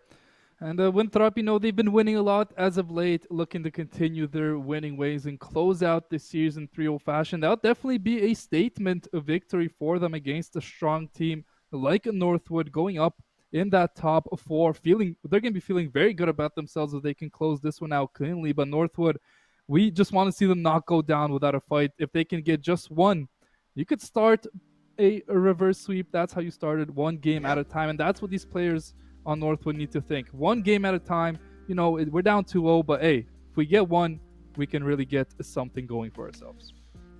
Yeah, I think a very large principle that I like to live video gaming wise is if you can win one, you can win more. Right? Like, if you get 3-0, then you kind of got owned. Kind of like we saw earlier today for Ole Miss and Maryville doing with Fisher. But we're here in this series again with Western dropping out of the tournament after their loss today. Both of these teams are playing for a top 4 finish in the collegiate championship. Bans looking like they're staying pretty much the same. Again, the Lucian and the Varus staying on the ban table. Probably going to be seeing, again, potentially the Jace. And now it's up to Northwood. What is their option? We've been seeing the Ezreal as a response. We've also seen some other champions go through, but I think there are much larger problems than just these individual champions by themselves. Yeah, absolutely. Winthrop seems like they're keeping their bans the same, and as they should. They've played well with these bans. The Varus and the Gwen going to be the first two gone here. Northwood, they're going to get rid of the Ezreal, the Jace, and the Lucian here. Let's see if Winthrop keep it the same as they have in the first few games, or maybe they decide to ban out something else. Still have a few seconds to think about it. If I'm on Winthrop, I keep it the same. It's been working out. Why not? Yeah, they're keeping the exact same bans they've had all series long. They've stayed on red side for all 3 of these games. We talked about in game number 1 that I think Vi was too much of a strong pick to give, especially for a player like Will. I think it is almost uncharacteristic for him to be playing these champions that don't have a ton of agency. I know Will for his time on 100 Thieves and playing on all these different rosters in NACL and the qualifiers, just having an aggressive style of play. 2 games of Maokai, I feel like maybe this is a punishment. Maybe the Maddie gene got passed over to some of our junglers here in later on in the tournament. But finally, we get to see that Vi picked up for him, and this does leave over the Rise that was kind of a big pick for Sword so far in the tournament. Yeah, this Rise, we saw what it did in game 1, right back on in game 3 as it was not banned out by Northwood. Has a very strong pick for Sword, and here we go! Something spicy. Oh, I thought the Nocturne was locked in. Shaco. You're getting baited by hovers, man. Okay, crazy. There we go. Hey, but the Nocturne does come out. Not something we've seen that often, and usually it's paired up with an Orianna. What do you think about it paired up with a Rise? I think this is fine. It just means that side lanes are always going to have to be a worry, and maybe reinforcing the strong solo laners, especially when we've seen Winthrop perform with this roster. It has been a large focus on their 2 solo laners because typically Sword in years past was a bit of a weaker laner, a weaker performer in some of their games, so maybe an adjustment in style.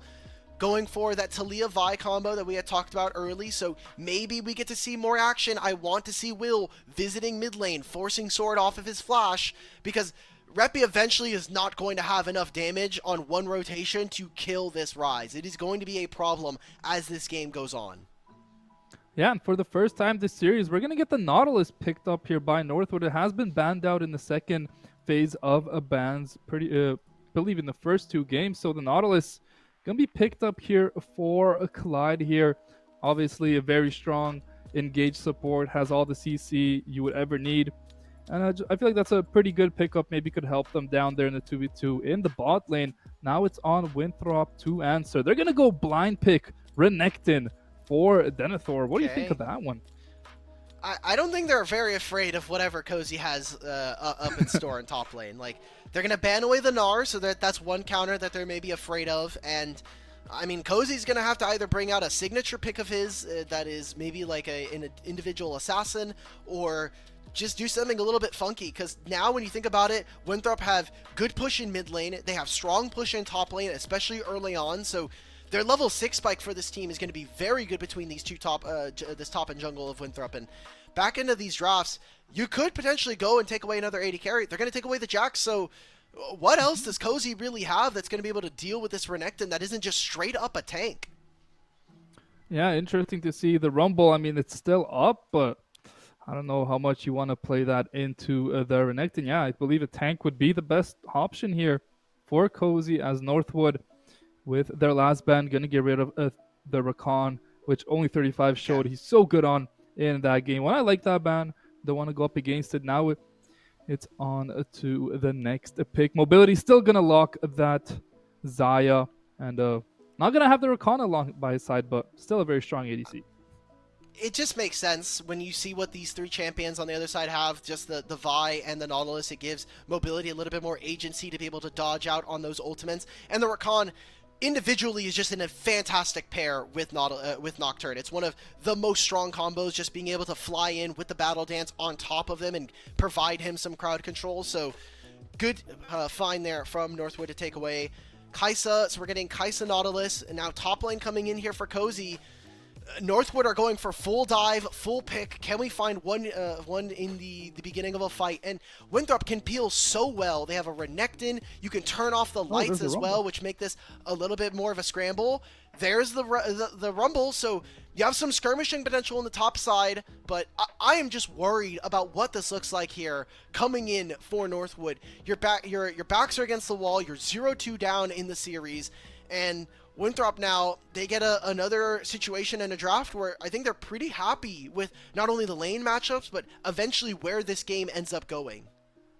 You know, for Winthrop, I was really praying pick 5. We get to see a Taric into Nautilus with the Nocturne. I feel like it's a little bit underrated. Nobody really plays it. But I guarantee you Northwood wouldn't be ready for it. But not very practiced champion. Also not a very, very strong champion. Leona, a much safer pick. The CC is there. Everything you need is there. As we've seen in the bot lane, 2v2 kills, 2 games in a row now for Winthrop with that Leona and Zaya against the Kai'Sa Nautilus. I feel like we might get another skirmish early on into the game. What do you think, Alec? Will Northwood finally be able to get an advantage in the balling, or is it all Winthrop? Every time I see a Leona, that Sunlight passive is just too OP, man. And Mobility has the way of being able to just reach past the minions with his feathers to deal damage. I look at this and I'm saying, okay, if we ever are diving, who are we going for? We're probably blowing up Renekton in a lot of the cases. The spell shield from Wilson is going to be incredibly strong. And then after level 6, Zaya has ultimate. We're going to have a Rise who's eventually just going to have like 3,000 HP and a bunch of armor. Like, it is very, very tough outside of 15 minutes for Northwood to continue their game plan. I need to see the Cozy actually maybe take a pretty strong lead. I know that we've been seeing them go back and forth between him and Denethor, but if your bottom lane's not working and Reppy is consistently just trying to play scaling versus his opponents, I need to see Cozy step up. Yeah, I completely agree with you. I mean, in the Narn game too, he did get a solo kill. He was pretty far ahead in a counter matchup. So let's see what he can do. He counterpicked the Renekton with the Rumble. He definitely expecting him to do a decent job up there in the top lane. And I mean, yeah, the drafts are in. I think Winthrop definitely have a bit of an advantage in this game 3. I think the Nocturne is kind of the big pick here. The side lanes are just going to be for Northwood. You have to be very, very careful. One little overstep and they're in a world of trouble. But hey, if they can play around that Nocturne in the 5v5s, I think they have a very good chance if they get a good team fight. And they need to not only win this game, but then if they want to have a chance in this series, they need to win 3 back-to-back. It's already getting kind of late. For me on the West Coast, I'm chill about it. It's 5:30 p.m. I do not care. But for some of these teams, especially playing from the East, this only gets harder for them going later into the night. Winthrop have played their fair share of series. They have not gone to 5 yet here in the Collegiate Championship of 2025, but Northwood have played 2 5-game series already, and they're looking to try to make another one happen here to keep their hopes alive of a top 4 finish in CLOL. Yeah, let's see if any level 1 shenanigans come out. Have not seen anything kind of crazy. Level 1, no invades, no nothing. I feel like if there's ever a time to do it for Northwood, this would be the game. Try and throw Winthrop off their game somehow, some way, but doesn't look like that's going to be the case. They're just going to be chilling, but wait a second. If only 35 walks up a little bit too far here, could get hooked. Nope. He'll just calm down. And yet again, another pretty calm level 1, just placing down some wards, trying to figure out which way each jungler's pathing. All right, junglers will spot each other with Wilson throwing over the Q. Hitting Will should know that he's there. Just going to be early vision, like you were just mentioning. Reppy's coming over, so doing good damage onto Will. Not bad. Okay, I'm getting absolutely jump scared. I just saw that timer at the top of the screen say 2:15. I'm like, yeah, there's no way we're here and minions have not spot. Like, there's no camps. Okay, so I think the timer is about a minute ahead. Okay, good to know. Yeah. Now it's not. Oh, we're back. We're back. Ah, okay, cool, awesome, great fix. Thank you to the St. Clair production people. Thank you to all the students and everybody helping out. Again, hey, look, you're one of those people, okay? You're helping out on the broadcast. I know we had to throw C-Mode to the Wolves over on the C-Val stream. So I got thrown in here. Hey, but I'm having a blast. This series so far has been a pretty fun series of League of Legends. Obviously, not a 1-1, not a 2-2. It's a 2-0 at the moment. But if this game goes in the favor of Northwood, we could be here for a pretty long time today, Alec. So right now we're seeing junglers this time both path towards the bottom lane. Big focus this series. Good job early. Yeah, they find the trade there. They get the barrier and just level up timers a little bit better there from Northwood. Not a mistake that Winthrop have made so far this series. Obviously, it's not going to lead to too much, but a nice little trade to start off the lane. I think it might, though, because you see that Will skipping. He's going 3 camps into bottom lane. They still have the Ignite here for Clyde. Indeed. It's a bit tough, though. They're going to go for an invade because they have priority from this bottom lane. Good job from Northwood, finally getting a winning trade in the first 3.5 minutes. You're also seeing that Reppy is making his way over, so Winthrop, we might get a bigger fight than we expected early. Will does pick up that blue buff, so that's all he really wanted. A nice invade and finally some proactive gameplay here from Northwood. The Vi's going to be a little bit ahead of this Nocturne early in this game, and yeah, it's all off of that little level 1 trade from Northwood's balling. Okay. So, Wilson instead is actually just going to head towards the top side. He does not want to get into a fight. There's a bottom lane trade, though. Only 35? He lives? Without using his flash? Okay. That's the ignite from Clyde. Yeah, we did not see what happened down there, but now Mobility has to be careful. Look at the Vi. She's right here on this crab. I think this is a dive angle here for the side of Northwood. And yeah, I would love to see them go for this just Nautilus auto attack.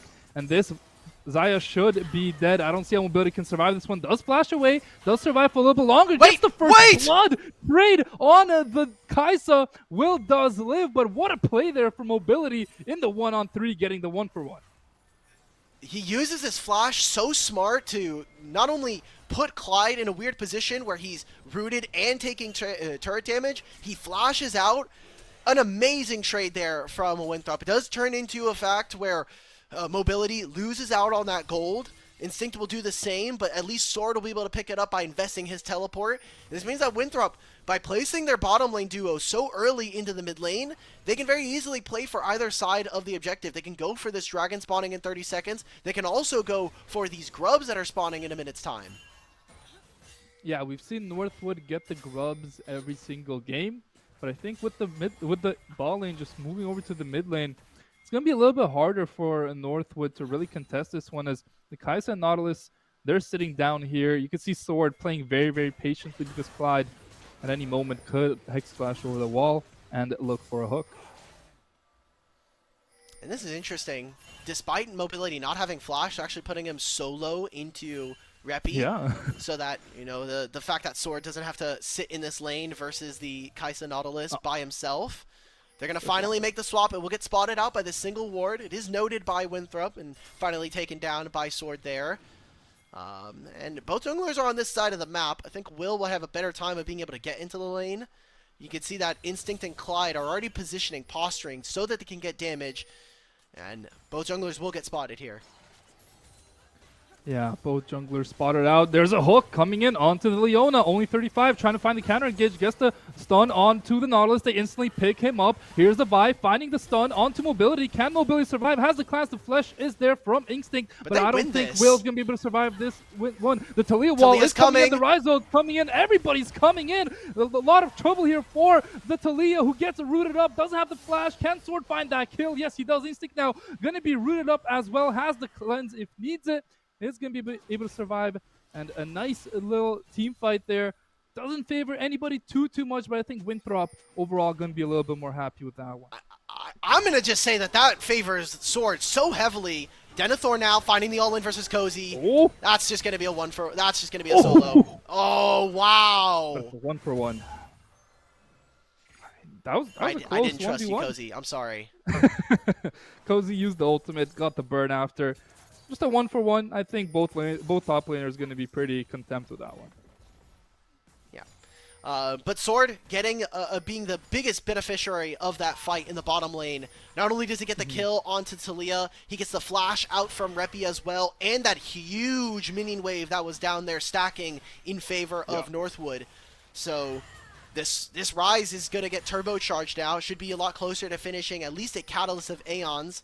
It'll be the first 3 grubs going over to Northwood. It was we saw that Wilson instead actually clearing most of his bot side camps, had to take his recall. Interesting buy here from Sword. We've been seeing this throughout the tournament from him. He's actually going for the Symbiotic Souls early. And for everybody at home, you're looking at the map. What happened to the Spirit Bloom? We are playing on a previous patch. We are playing on 2508, if I'm correct. So we're still on the Noxus map. There are still 3 spawns of grubs like we've been seeing throughout the series. And the Symbiotic Souls are not nerfed yet, so they still have the Empowered Recall, which is a huge change. Yeah, I don't think we saw that from him in Game 1, if I'm not mistaken. So, mixing it up here, gonna be just pushing in these waves and can recall. There's gonna be a lot of roaming opportunities with that ultimate. Now, honestly, I love this buy from Sword. It makes it so that he can take really fast recalls. Also, make sure that he's able to be competitive with this Talia, right? Talia having her wall riding passive means that she's a little bit speedier than most mid laners. And so saying in this matchup, hey, I just need the movement speed to be able to move around the map like we were talking about, gives him the empowered recall as well, so he can be a little bit cheekier with where he is on the map. Good purchase, and we'll see how Sword is able to utilize it here as junglers getting their level 6s, which means their ultimates are up and available. You can see that Winthrop having priority in both mid and bottom lane are going to use this to get vision now and potentially set up for a dragon on the bottom side of the map. Yeah, it looks like both junglers going to be near the bot side of the map. Northwood definitely have to be a little bit careful in the ball lane. The Nocturne could ult at any moment if there's an engage found on anybody here. And let's see, do they try and go on this Nautilus? Nope, they're just going to wave it off. They're going to walk over to the dragon. Now it's going to be all on Northwood to go for a contest. I'm trying to take a look at this. Now, Reppy does have the ultimate, but it doesn't feel like much of Northwood are in position. They're going to have to fly in over this wall. Only 35 by himself. Still has the ultimate. I think they just killed this Nautilus. He's level 5 against the level 6. There's a Nocturne ultimate. They're not going to go commit too far. Mobility, though, finds a nice little route there. And look at the Talia. She's in a world of trouble. Nautilus goes down first. By should be able to find a trade back. They pick up the rise. The Talia falls on the other side of the map. And it's a 2-for-1 for Winthrop alongside the Dragon. Another winning team fight for them. You're so happy about this trade right now. The Dragon going over, the fact that you're able to pick up those kills.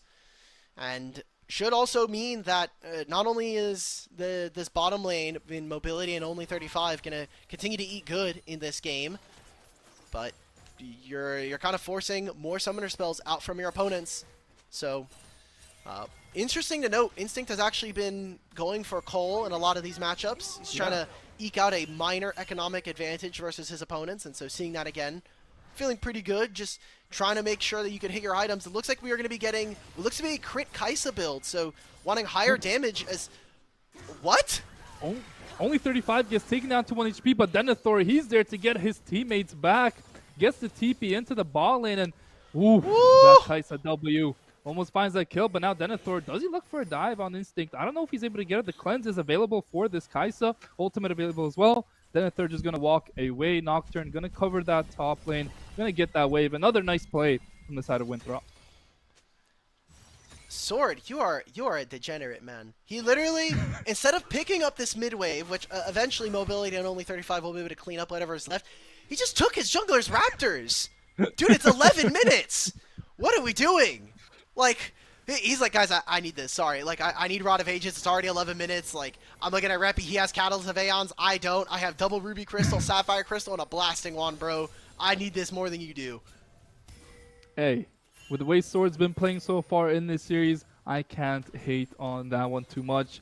Obviously, it delays the Nocturne's first item power spike a little bit more. You can see the buy has that Sundered Sky, but with these grubs spawning, I think it's pretty hard here to fight for the side of a Winthrop. The Rumble doesn't have the TP though, so in the 4v4, they could look for a pick on the Nautilus in the mid lane. Look at all that damage. Clyde, one more auto attack. The ultimate used by mobility is able to find that kill. And just like that, those grubs that they should have probably had without much contest will not go over to them. But here's the team fight. Nocturne comes out. Look at all the CC coming through. Rumble has to flash out as well. Will he be going down? Only 35, 1 HP. Guessing now the ultimate comes out. Sword trying to find that kill. Mobility has to flash out. Low health bars for Winthrop. Only their support falls, and now it looks like Northwood will get the grubs in the end.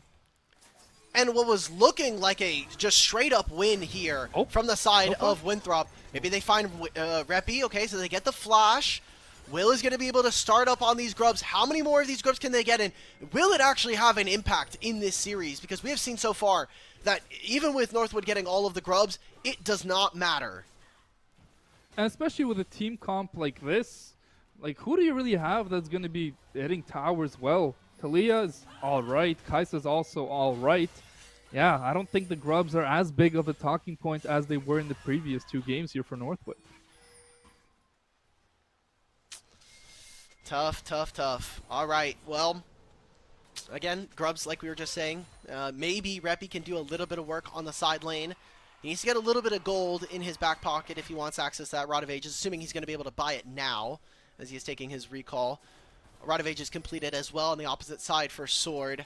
So a bit of scaling going over, but We're looking at Winthrop. They are taking more of these plates. They've been more dominant in these early games, especially in their 2v2 bottom lane, and I think Sword has just had a much better impact on this game all around from the mid lane position. So looks like they're going to try and make this dive onto Cozy. They know he has no ultimate and no flash. Yeah, and this should be a pretty easy kill. They get the fear from the Nocturne mobility. Gonna steal Wow. that one away, and yeah, he should. Those kills on the Zaya gonna be deadly. Another nice pick coming out from Winthrop. They didn't have to invest anything into that as well.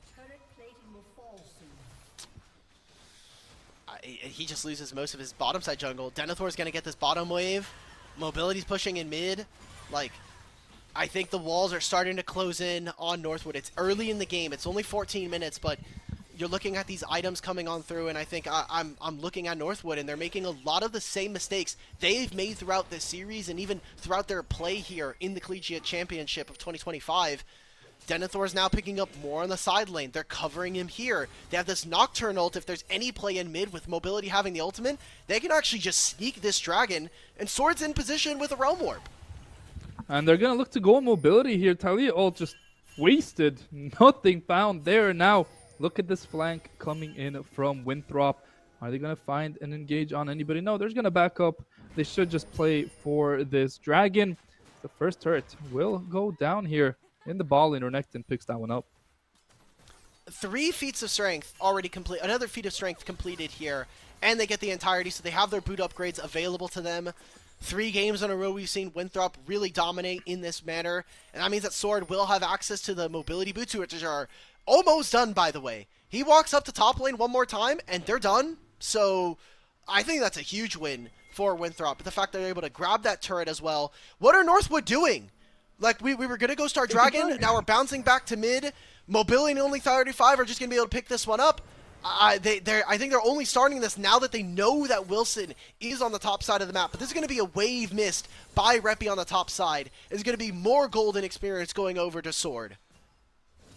And the top side jungle that Grom spawning in just a few seconds. They could take that one away as well if they like. Wilson, see how he decides to play. That turret shouldn't be falling yet. Reppy doesn't have the ultimate. He's going to walk over to this one. The Drake gets taken by Divine. Reppy will defend this. They might look for a dive, but I think with the Nautilus here, practically impossible. And yeah, they're just going to get out.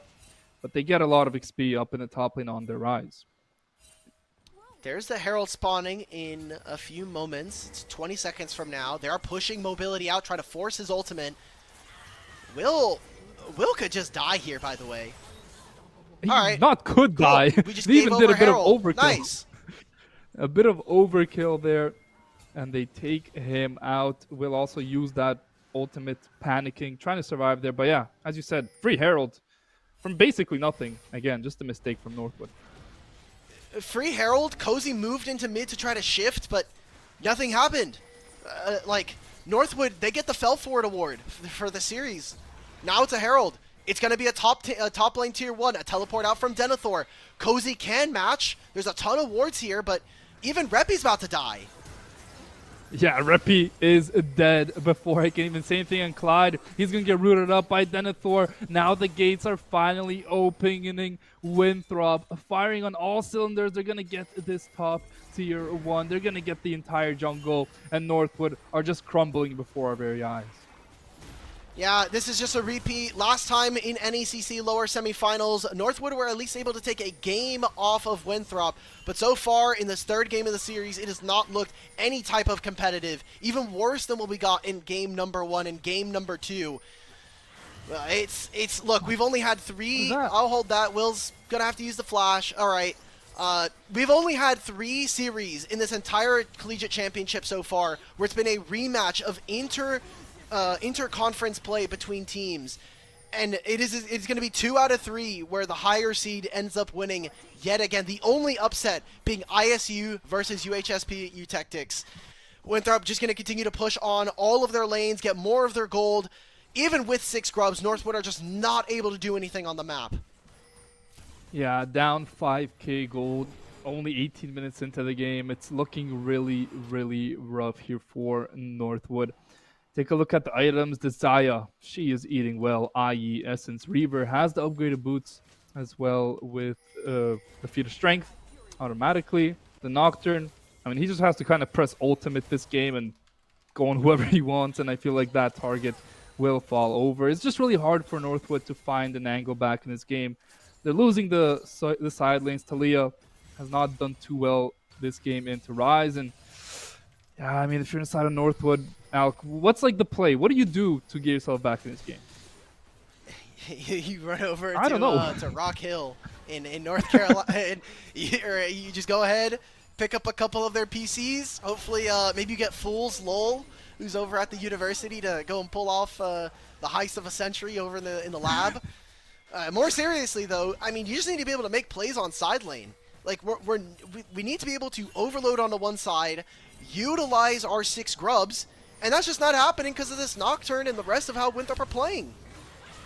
And they're going to be able to find another kill onto the Talia. The ultimate from the Leona lands. They're not going to chase too hard. A nice hook there from Clyde, but will it matter? Only 35. Almost gets taken down. Actually does get taken down, so a trade back as Clyde picks up 1, but still, ooh, a nice hook there from Clyde. Do they have the damage to kill mobility, though? Doesn't look like that's the case. Get him down to 1 HP, but Denethor, he's just protecting his ADC with his life. The Rumble ult, though, on the flank comes in. The Nocturne trying to peel for the Rumble. The Rumble goes down. The Xayah falls as well, so a bit of an opening here for Northwood. They're going to find the kill into Nocturne as well, but Denethor doing everything here. Doesn't have that ultimate, though, so should fall. Kai'Sa gets the Q. Oh! Gets the W, doesn't find the auto.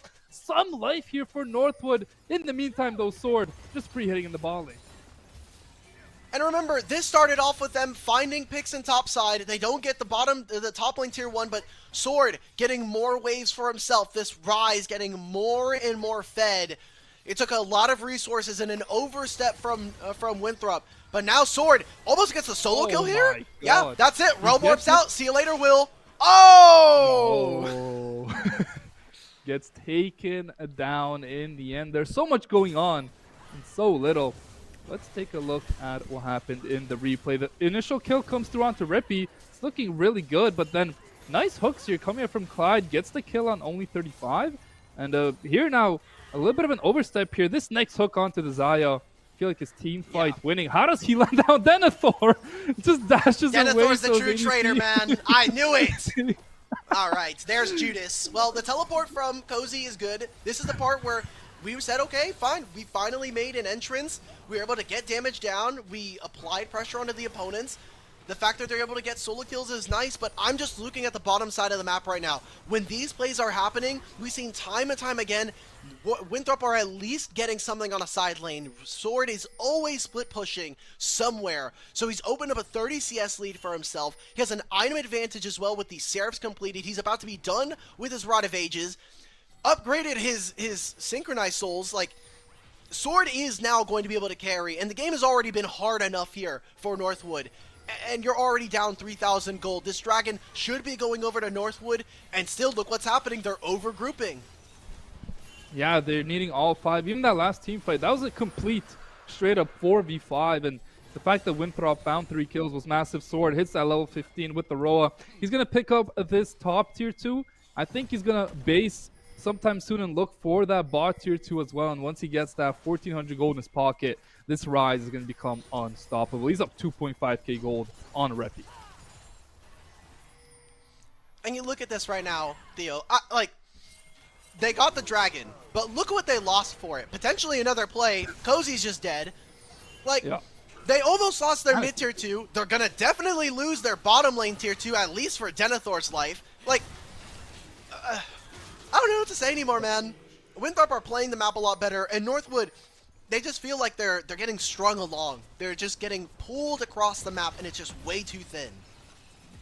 Yeah, only 35, I think, is in a bit of trouble here. Will, though, trying to back here. Only 35 will flash over the wall. The Rise ult is there for the Leona. That is a primo way to take care of your Nocturne's support. starting the Otacon. Yeah, he's soloing it. No problem. He Nobody can just solo knows it. Okay, Can he solo I mean, it? that's just game. In my opinion, that's just game. They're gonna get the teleport. Yeah, this just get me out, boys. It's been a good series, and Winthrop have played well. Like, they're playing exactly how we should expect this team to play. I think the fact that Winthrop have been so spotty is a little bit of an indictment against them, and kind of the reason why I think a lot of people tend to doubt them in higher end series. But they are playing what we should expect from a team that has been together for so long, that has a built-out coaching staff with Tails and Artemis. This is the Winthrop that I think a lot of people were expecting to come into so many different CLOL championships of years past. Yeah, I absolutely agree with you. Such a strong team, such a strong roster on paper, and when they get things going, especially now that we're seeing it in action, they're just so hard to stop. And yeah, maybe Northwood might have misplayed a couple team fights here and there, but Winthrop, they're setting up these fights beautifully. They're finding the side lane pressure beautifully. No tier 2s left anywhere for the side of Northwood, and I think it's just a matter of time before this Baron spawns up. I think that's around the time when this game might be wrapping up, because I don't see how Northwood can face check Winthrop ever in this game. Like, Denethor is literally a full level because of all of these Blood Roses. He's going to try and find a little bit of a chunk, but it really does not matter. Denethor, if he really wants, he could take a recall. The wave's not going to be able to hit. I'm looking at these items right now. I mean, Sword has had a Seeker's Arm Guard. He's getting closer to what I assume is going to be finishing off that Zonia. So we talked about it from draft. Who on the side lane's never killing? They're going to pick Cozy. He got the wave, most of it, all of it. So something, yeah, but yeah, good. With the Nocturne Rumble, easy, just point and click. Not really too much mechanical prowess and not too much the Rumble can do there. Just great game knowledge from Winthrop, finding these picks with the Nocturne. You telling me that Nocturne pressing R is not mechanically intensive? You know, when I first played Nocturne, I didn't know you had to press R again to go on the person, so I just whiffed like 10 ults in a row. Fun fact. You know, I think if it like, okay, when did you first start playing Nocturne? Was it like very early on into your league, like playing time? Or no, like I had already played for like a year. I was like trying to right click the guy and I was just not going. Oh. Yeah. All right, fair play. All right, well, we've got Baron here. Hopefully Wilson has a lot better time. He's kind of shown it so far in this series. Yeah. And in this game with the Nocturne, but they try to start up the Baron so they can see if they can force Northwood into an uncomfortable position, maybe get a summoner spell out of one of them. We have Denethor pushing in on another wave. Looks like they're going to just pile into mid, clear out a couple more of these camps that Wilson has, like the global red buff, and then look towards the Dragon in a few moments' time here as Northwood, they're on their last legs. They're 6,000 gold down in this game number 3, and have been kind of grasping at straws. There's 3 items on Instinct. Now or never is kind of the play for this Kaisa. Can he actually carry this team to even just a chance in this series? And another side lane play here. Flash forced out as now they can find the ult onto Sword, but he has that Zhonya's. Has to flash away here. Isn't going to be able to do so in time, and that should be a pick onto the Rise. There's something. Denethor TPing into 5. A little bit egregious here, I would say, from the Renekton. Gets CC chained. Can he do anything? No. Winthrop, good. What are we doing here in this top lane? Just kind of going to fall over. And if you're Northwood, you have to start this Baron. That's the only way you come back into this game. Yeah, but who's going to be marking Wilson? He has Flash. He doesn't have the ultimate. So this is going to come down to a smite fight. Need to see Clyde taking pressure and putting space down onto this Nocturne. The kill comes through. Leona's down. 2v5 now. Mobility has full HP, has Flash, has ult. Has to basically kill 5 here. There's the ultimate coming through. Gets the kill on Cozy. Clyde on very low HP. Picks up the second. Here is Mobility trying to do everything for his team, but the CC's too strong. Picks up a third. Denies the Baron, but still the ace comes through from Winthrop. They give themselves or the ace comes through from Northwood. They give themselves a tiny sliver of hope in this game 3. Triple kill going over to Mobility. He has 4 items now. It is him versus Instinct in this game. Wilson Sword respawns, TP's into mid. It looks like he's going to be able to start up this Dragon with his fellow solo laner and Denethor. Winthrop played that fight a little too close. I think that Sword needed to wait until after, but I think it's a damned if you do moment where the Nautilus ult lands, then you're going to have Talia. You're not going to have time to really activate the Zhonias. May have just had to use the flash first to get out of the way. So 2 kills going over, including the ace that we ended up seeing coming out. But Winthrop just a little too fast. I still think that they are very much favored in this game, especially now with them picking up at least one of these Infernal Drakes. And now they're going to come back to this fight. There's going to be summoner spells missing, and this is the part of the game where I think it gets a little bit tricky because there's no ultimate for mobility, and that means that Northwood can send and engage with the cease and desist and the killer instinct available for instinct. Yeah, obviously the next objective here is Baron. If I'm Winthrop, as you just said, I kind of just chill around until mobility gets his ult, and he'll have it in, I believe, in like 10 seconds. So Yeah. now is the time to start up the Baron. The Nautilus Hook gonna start this team fight, and only 35. He's gonna flash away extremely. They're doing the Baron the whole time. Engaged. They're hitting the Baron. The Nocturne comes out. They're just looking to finish it, and they do. They do lose only 35 for it, but they only lose 35 for it. Denethor trying to get out here. Will he be able to dodge away from that one? Yes, might even find a reverse kill onto the Spy. Gets the stun under the tower. Gets a nice Q sword. Look how much damage this Rise is going to do. Gets the root onto the Rumble. A lot more damage coming out here from Sword. Has to be a little bit careful though. The hook misses. The Rumble ult doesn't hit onto anything either. And Xayah in the top lane. She's just going to end the game herself. Mobility does not want to continue the fight. Now we're going to finally recall a free Baron for Winthrop coming out there. And he's staying. Oh, mobility, this is tough. You have the ultimate, though. I think he can make an outplay. They don't have... There's not a lot of health coming in from Northwood. This could be mobility making a huge play to send his team to top 4. It doesn't look like they're going to go too deep on him. Cozy, I think he's just getting way too far in. But look at that damage. Mobility going to be falling down. The Vi was right behind him. He falls, but the team pushes in, takes the mid inhibitor. So not too much done there, as they should recall with this Baron, look to push a little bit more. All right, well, mobility does end up falling, slows the game down a little bit, but that's an inhibitor opened up in mid. Not too mad if you are Winthrop. And maybe if mobility didn't get tagged by the VIQ there, I think maybe he could try to go for that outplay.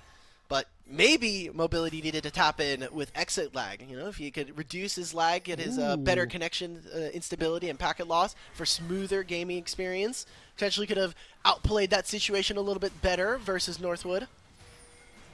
Yeah, if they had some exit lag there, maybe would have been able to see the Baron. There's a hook coming through from Clyde. Nocturne does have the GA, so they can't kill him there. Rise splitting against the Rumble. He will have a great time up there, but hey, just a few picks here from Northwood.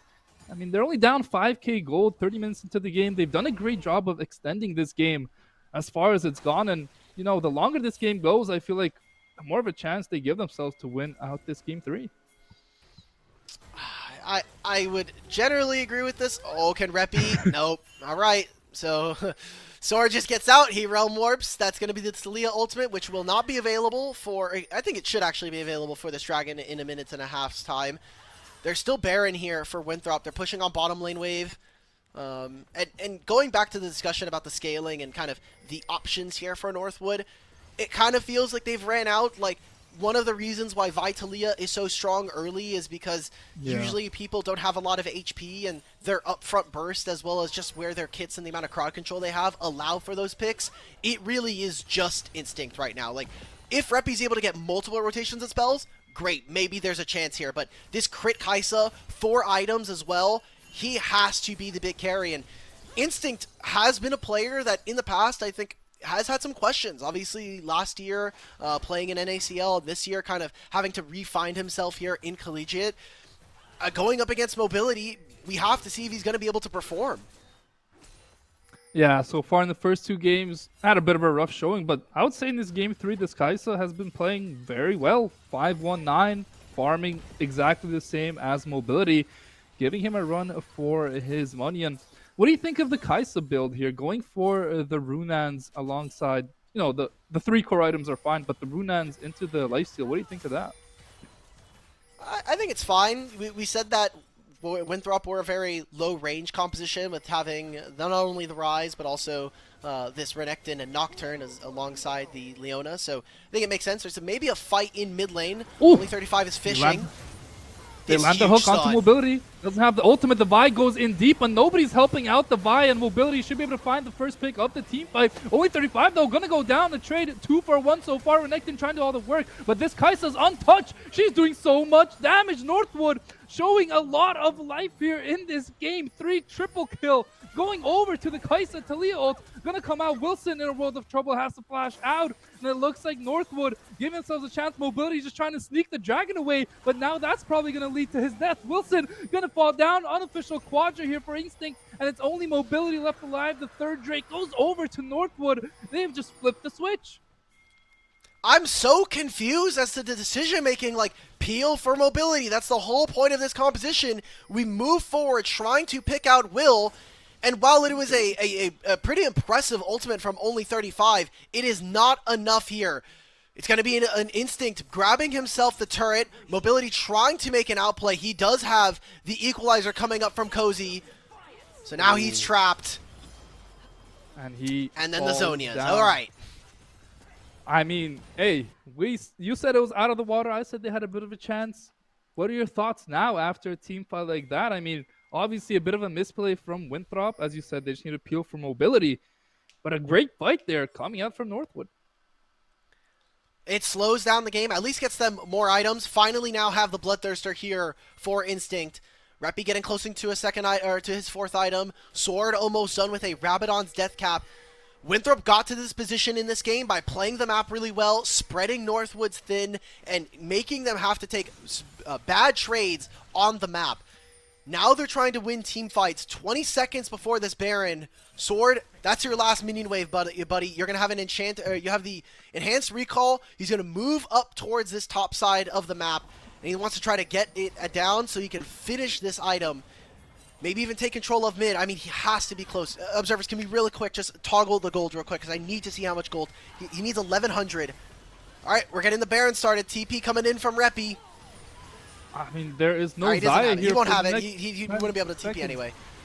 The hook comes through, the rumble comes through, the lights are turned off. Denethor, he's going to be the first target here. He gets taken out. Sword should be next to Fall. It looks like Northwood on their chase now, looking to close out the game right here. They get a couple kills early in the team fight. They should have the Baron relatively for free. Wilson, no flash, no ultimate. Northwood showing some signs of life here in game 3. I think Winthrop just kind of have to give this one up. Try and maybe push mid and look to take something else on the map, but it doesn't look like they're going to do that. Leona going to go in, and this could be where the game ends. Mobility finds one, but the Leona gets traded out. The Kai'Sa ultimate's beautiful, takes down Wilson. Zaya uses that ultimate, doesn't have the flash, going to get taken down as well. And do they have a wave? They're going to have one in the top lane. They won't be able to end just yet. What a team fight from Northwood. The only reason Northwood don't end the game right now is because Winthrop pushed mid. This is the importance of catching your waves and making sure that you're pushing before you go to an objective. How much more can Northwood actually get? Remember, they got 6 grubs. Now they have Baron. These waves and these turrets should continue to fall. It's going to be a top tier 1. Northwood battle back after a weak early game, after a series that has been so one-sided. And now Winthrop stumbling over themselves time and time again. We talked about their inconsistencies, the fact that they cannot find a way to close out some of these games in a stronger fashion. That time, Mobility just wasn't in the fight. Why are we not waiting for the Zaya? There's going to be a time where Northwood don't start up the Baron. They don't instantly take it. Yes, this Kai'Sa is strong, but the rest of the team isn't. Reppy now takes his turret down in bottom lane. So 2 turrets in trade alongside the mid-tier 1, or the mid-tier 2. Dragon spawning in a minute and a half, and that might just be Infernal Soul going over to Northwood if they can get it. Yeah, you'd have to think they'll have all control over this one. One little tiny thing I want to speak on. Renekton does not have Merc Treads. They're going to look for a pick on to the Rumble in the mid lane. He just ults on himself. Does he have that Zhonya's to stay alive? Yes, he does. And now Denethor is in a world of trouble. Instinct going to go over there and try to find that pick, but down goes the Rumble. The Leona should get traded out here in the mid lane by Instinct. So 1-for-1 so far. Support for top laner. Overall, that's pretty good for Winthrop, but with the Baron, Northwood going to keep pushing. You're still fine, though. I think this is a meaningless trade. You also got the flash out from Denethor, so he is not going to be a threat onto this Kai'Sa. Yeah. I mean, Mobility just wasn't there. Again, we're fighting without the Zaya. We're fighting without our strong AD carry. That is one of the reasons why we're able to win these fights. So I have so many questions for Winthrop. Why can we not just slow this down, wait for everybody to be here? Like, if we make a fight now, Denethor is not going to be there. Only 35 is not up for another 10 seconds. Pull back, wait for the opponents, wait for you to have all of your numbers here so that you can get into a good position. Yeah, now the soul spawning in 15 seconds. This is do or die. Denethor gonna get picked off. I think he just gets completely one-shot here. He does the Nocturne. goes in completely alone. Nobody's there to help him out, and it's Winthrop just falling apart. Will gets an Instinct? flash hook, dodged out. Instinct in the backline, able to pick up the Kaisa, and what a play there from him. Everybody gonna be going down here for Winthrop. It's only Sword, and only 35. Last one left alive. They can find this kill. They can push in mid, and they can close out the game. What a comeback here in Game 3 from Northwood. Winthrop just chained in 3 fights in a row, giving over massive gold leads to Northwood, and they throw a game that should have been theirs, a game that we had them winning in this one. And now with 6 grubs, Northwood at least take their first game and start the comeback versus Winthrop. And they will easily close out the game. Nobody spawning anytime soon. Northwood start with 1 game at a time. They take it down from the depths of hell, and a very, very important win for them. They keep themselves alive in this tournament, and they give themselves a chance at the reverse sweep. A lot of tenacity coming in for this squad. I want to really commend them for sticking in this game, being creative, but also Winthrop, losing your cool in a game like this, not having the patience to wait for your members. Only 35 is spawning in 10 seconds. Let him walk up. We can give over positioning and just realm warp ourselves away. I don't understand this from Winthrop. Yeah, definitely not the best finish to the game there for Winthrop. They were up 5k gold. They were chilling. Everything was going their way. And a couple fights where they just got a little bit overzealous, gave over kills, which they didn't need to, gave over gold, which they didn't need to. And all of a sudden they blinked. Instincts on 5 items. Denethor is getting completely shredded as for the first target. I want to say he should have probably won Mercs that game. I feel like it would have been better than Steel Caps. But yeah, they just blew up Denethor, and the rest of the fight was pretty easy. The Nocturne ulted, but there was nobody there to help him out. I don't know, man. Just very, very confusing macro decisions coming in from a team that we were just praising for their expertise. Maybe we need Coach Artemis to step in. You know, I think that might be a Coach Artemis Beltma situation coming on through. Hey, Northwood, they finally strike in their first game of the series here. They're able to at least grab a win.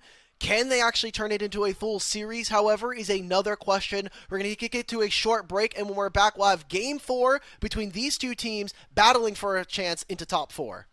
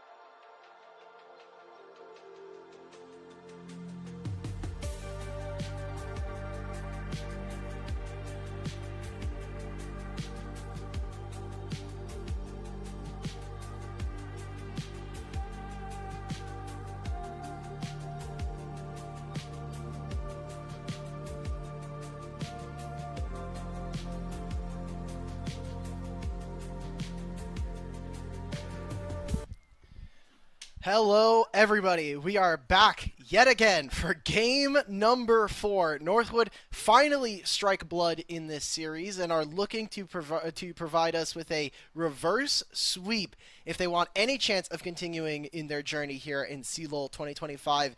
Theo, it's been a back and forth series. Even the first two games, we had some moments there from Northwood, and finally we get to see them provide an upset.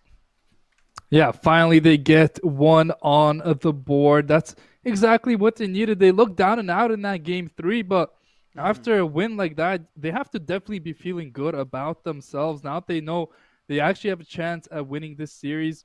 And I think going into game four, they have to ride that momentum high. They have to keep making the plays they were making. And, even if they have to rely on Winthrop to maybe overstep every now and then, hey, they'll take it. They're still playing a solid League of Legends, and I think they much deserved that game three from the way they played. I'm a little bit worried though because it felt like okay we made minor wins. The fact that the bottom lane actually was able to find some success, sure, Mm-hmm. that's great. The mid game though, a lot of big questions as to whether or not that was actually going to work. And my kind of worry for this game and for this series now is like, are Winthrop really going to be able to give another game here, because it felt like that was not necessarily Winthrop getting completely trounced or getting outplayed by Northwood. It felt like Winthrop giving a lot of that win over to their opponents. Yeah, definitely some missteps there from Winthrop. Northwood did a great job of capitalizing on it when they needed to.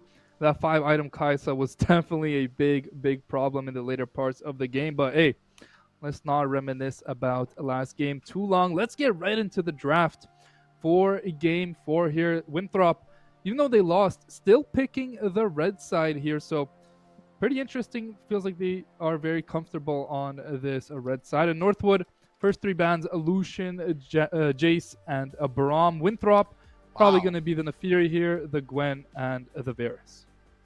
Yeah. Nefiri and just in general, Winthrop have kept these bans. Again, we haven't changed sides for either of these teams. Northwood have played the last 3 games on blue side. Same thing here for Winthrop on red side. We're getting that first pick Vi again. I wonder what the adaptation here in the series is going to be. However, again, no Fearless here in Collegiate League of Legends, and so are we going to get that rise again? Okay, it seems like that's going to be the hover for now. They've got a few seconds left. They're going to lock in the Talia this time around, Talia. trying to break up that combo between them and Repi. Yeah, let's see what Repi decides to go for here in the mid lane. Obviously, you want to go something with setup for that Vi, but we didn't really see that happen too much last game with the Vi Talia. They didn't really find too many picks, I would say, in the early to mid game. In the late game, obviously, they were fully online. Then they did some work, but let's see what they go for. Katarina, as you said, is kind of the signature pick here for a Repi. He hovers it there for just a second as the Poppy comes out early from a Winthrop here just into that Vi. What do you think of that?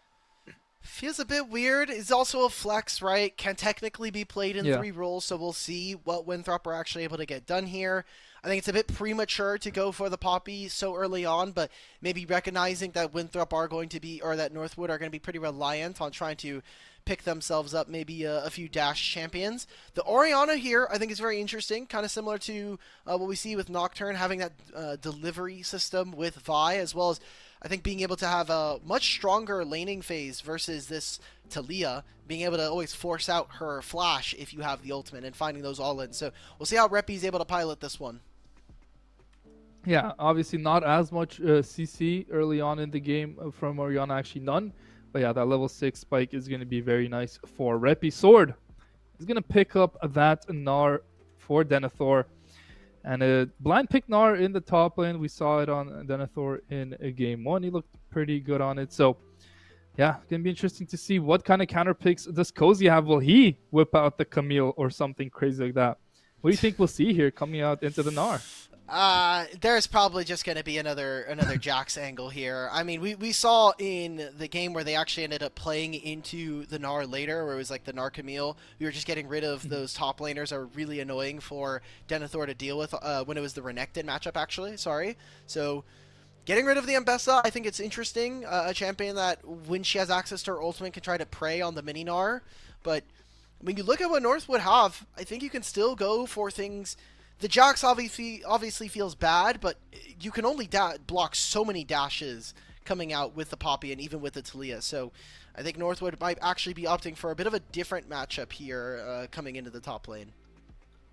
Yeah, and the ADC is banned from Northwood, Ezreal and Zaya. So those two are off the board. Lucian, obviously, as well off of the board. And neither team has picked anything in the ball lane. Mobility. He's going to be picking up the Rel for only 35 from the look of things here. Pretty good support Okay. to pick into the Nautilus. And here's a Yasuo hover. I mean, now this gets picked up.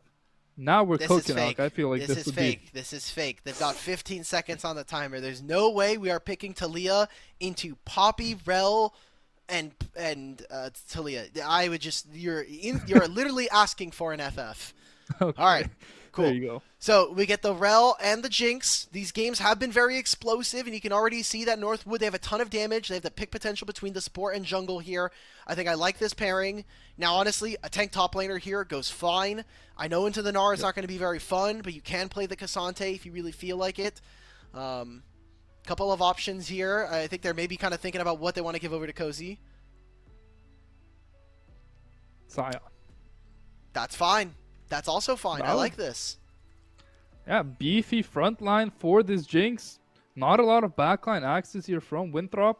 I'm liking this composition from Northwood this game. I think it's very, very solid. Obviously, Winthrop have their ADC to pick on 5. It's going to be the misfortune, but I feel like this is kind of the first draft where I might be leaning more towards Northwood than I'm leaning towards Winthrop.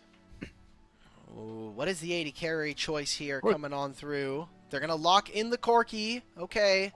So Winthrop have a bit of damage here. I think that Northwood's composition is incredibly stock standard.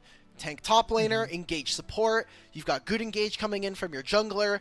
Early game is going to be a little bit of a kind of in the air, especially around bottom lane. Jinx has better wave clear, but Corki and Rel should have better damage in the skirmish. So we'll see what exactly we get from these two, because bottom lane has been such a big focus in this series. When we look at these two, First Bloods and the like have been going on at 3 minutes, so they're always looking to fight on the level 2. Yeah, it feels like if Northwood can just stay even at around 25, 30 minutes of this game, their composition is going to be very hard to play into. This Jinx will be able to just hit front to back. The Scion's going to be extremely tanky. So yeah, a fun front to back composition here for Northwood, as you said, very standard. Winthrop, it's going to be an interesting game for them here. The Poppy jungle, not something we've seen at all this series, so a fresh look for both teams. And we're going to see how much value this Poppy and Talia can get to not allow enemy team too much movement on the map. This is going to be so interesting just because of the fact that, like, Winthrop now are known a little bit, I think, around the community as a bit of an emotional team, especially for, we talk about the other half of that of being a very confident team when they're on, but now you've lost one game. You need to be able to show some resilience. They have not gone to 5 yet here in the Collegiate Championship. The only best of 5 that we have seen from them, at least within their conference, was up against Ole Miss. They ended up losing that up in the upper semifinals of the NECC. Aside from that, I mean, maybe some other tournaments, but like for this Winthrop team, we are expecting them that even up against Northwood, if you expect to go very far in this tournament, you're going to have to play grueling best of 5 series. So I want to see a bounce back from them, a team composition that I think, while it doesn't necessarily have, I think, the high highs of what Northwood could potentially show from us, there's early skirmishing, there's a lot of damage in it, and hopefully they're able to perform here in game number 4. And game 4 is upon us. Do or die, Northwood still have a chance and a life, looking for the reverse sweep.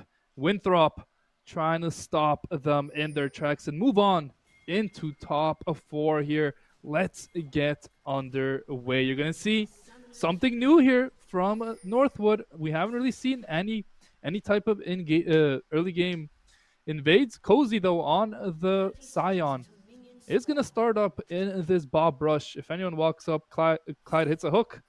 Could be something, but it looks like Winthrop don't want to bite. All right, so more of the same of what we've seen in this series. Wilson actually going for a bit of a different rune here by picking up the Halo Blade, so wants a little bit more damage. Kind of speaks to kind of the one shot, the shotgun blast that Winthrop are going to want to apply to the enemy team in terms of how they want to play. And we'll see where they start. I don't think any of our junglers should be pathing towards the top side of the map. You're pathing into a Scion, even if he dies in a side lane. Don't think it's going to matter. I think the lanes that we've been looking at all series long is mid and bottom lane so far. Yeah, and Instinct just had a monster game. I don't even remember his scoreline, but it was like 14-1. It was something insane. So Yeah. he's definitely going to be the player to watch here for Northwood. He needs to get ahead on this Jinx or just stay even. Just can't really afford to fall behind on this reset champion. And the big 5v5s, that's what Northwood is playing for in this game. But level 1, trying to fight against the Corki is an awful idea. They're going to get the Nautilus flash extremely early on and also burn down a lot of his HP. I just don't understand what the point of this trade. Clyde also lost Flash here. So losing access to that summoner spell, you'll still have the combat sums, right? And there is an ignite here for this Nautilus if something ends up going across. But yeah, we came into this, you have to know that Corki is going to have so much more damage than Jinx at level 1 especially. So now they've hit this level 2. I don't think there's going to be too much of a threat considering how this wave is looking and how close it is to the turret. So good job coming out from Winthrop early on to get a little bit of priority and some chip damage onto their opponents. Yeah, you spoke about the jungle pathing. I just want to point out, Vi is pathing bot. The Poppy's pathing top here. So yeah, I agree with you completely that both junglers should path bot. Is there going to be a little bit of a trade in top lane, but with Scion, yeah, he's just going to be really tanky in this game. It's going to be interesting to see, will Winthrop have the damage to burn through the Scion? Because later this game goes, the Corki won't really be a big threat to kill the Scion. Yeah, he will have access to things like just the armor and MR shred that is part of his kit, and also the true damage that is a part of Corki just in general. So maybe kind of relying on that. We'll see also if it is the Trinity Force build or if we're going to get the Shogo certified Bloodthirster and Essence Reaver Corki. But when I'm looking at this, I mean, even just strategically speaking, Winthrop very rarely play and put their jungler around their bottom lane, looking to try to reinforce their solo lanes a lot of the time. Like we just said, Will is in the area who will be able to get the first scuttle, and with Jinx available here for Northwood, it is very easy for them to crash the wave. So instead, they're just going to take their recall, maybe bail this Scion out, and let him deal with the Rel and the Corki so that Cozy can kind of, or that Denethor can get away with something. Cozy might be able to survive here. Flash doesn't hit the stun. And now Cozy is going to find the solo kill against 2 members. Wilson getting way too aggressive on the Poppy. That's a huge kill as the bot lane's heading up to the Gnar in the top lane. Oh, he doesn't get the stun against the wall. That's like near pixel perfect for Cozy there. And this Gnar, I mean, we already see the teleport coming out. They're going to swap away from this. Winthrop will at least be able to be there second, and they will be able to kind of match and pick up this wave. What a costly mistake coming in for Wilson here on this Poppy. Red buff going over to his opponent. Maybe they'll be able to make something happen on the opposite side with Poppy showing again on the bottom side. But Will is just continuing to farm camps. He does not care what Wilson is doing here. He's like, cool, you're ganking my Scion, bro. It literally does not matter. Yeah, I don't know how much I like that play from Wilson. Even if they do find that kill onto the Scion, does it really change much? I do not know. Denethor going to take a nice trade in this balling onto Cozy.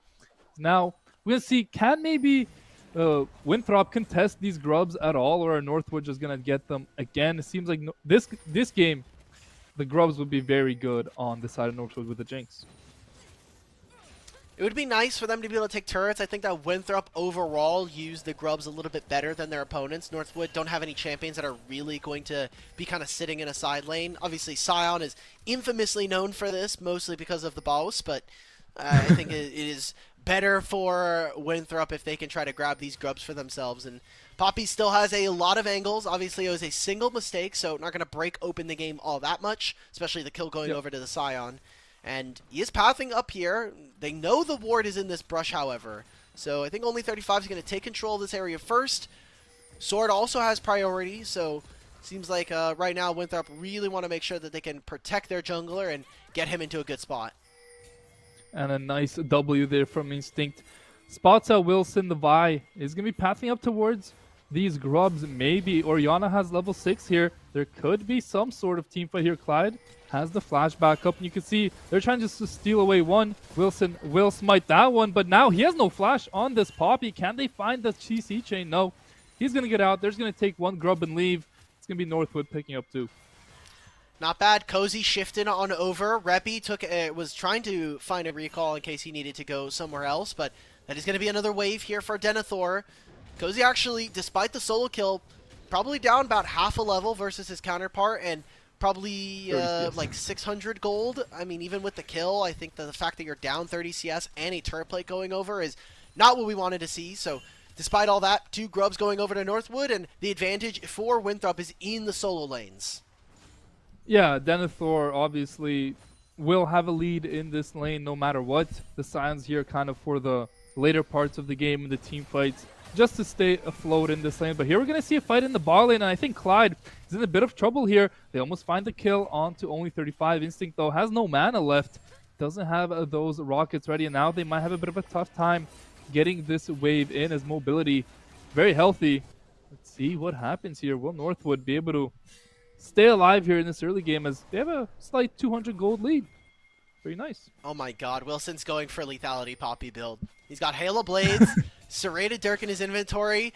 Will is totally okay with where this game is right now because he is saying, look, you're making ganks, you're trying to show on the map, but you're losing your camps. You're not losing your camps to me, but you are losing out on the efficiency of being able to clear camps, get your gold, get experience, and Poppy is obviously a very, very potent champion even at level 3. She has basically all of the skills that she's going to need for a large portion of this game, but yeah, you're going to lose out on the experience war, and the small things are what matter. We've been talking about it all series long. The small things about how to play the map, how to move around and take objectives and do the cross map. That was something that Winthrop were so good in the first 2 games and a majority of game number 3, but here now they need to be able to be a little bit more aggressive. Take these objectives where you can and try to get from underneath Northwood in this game.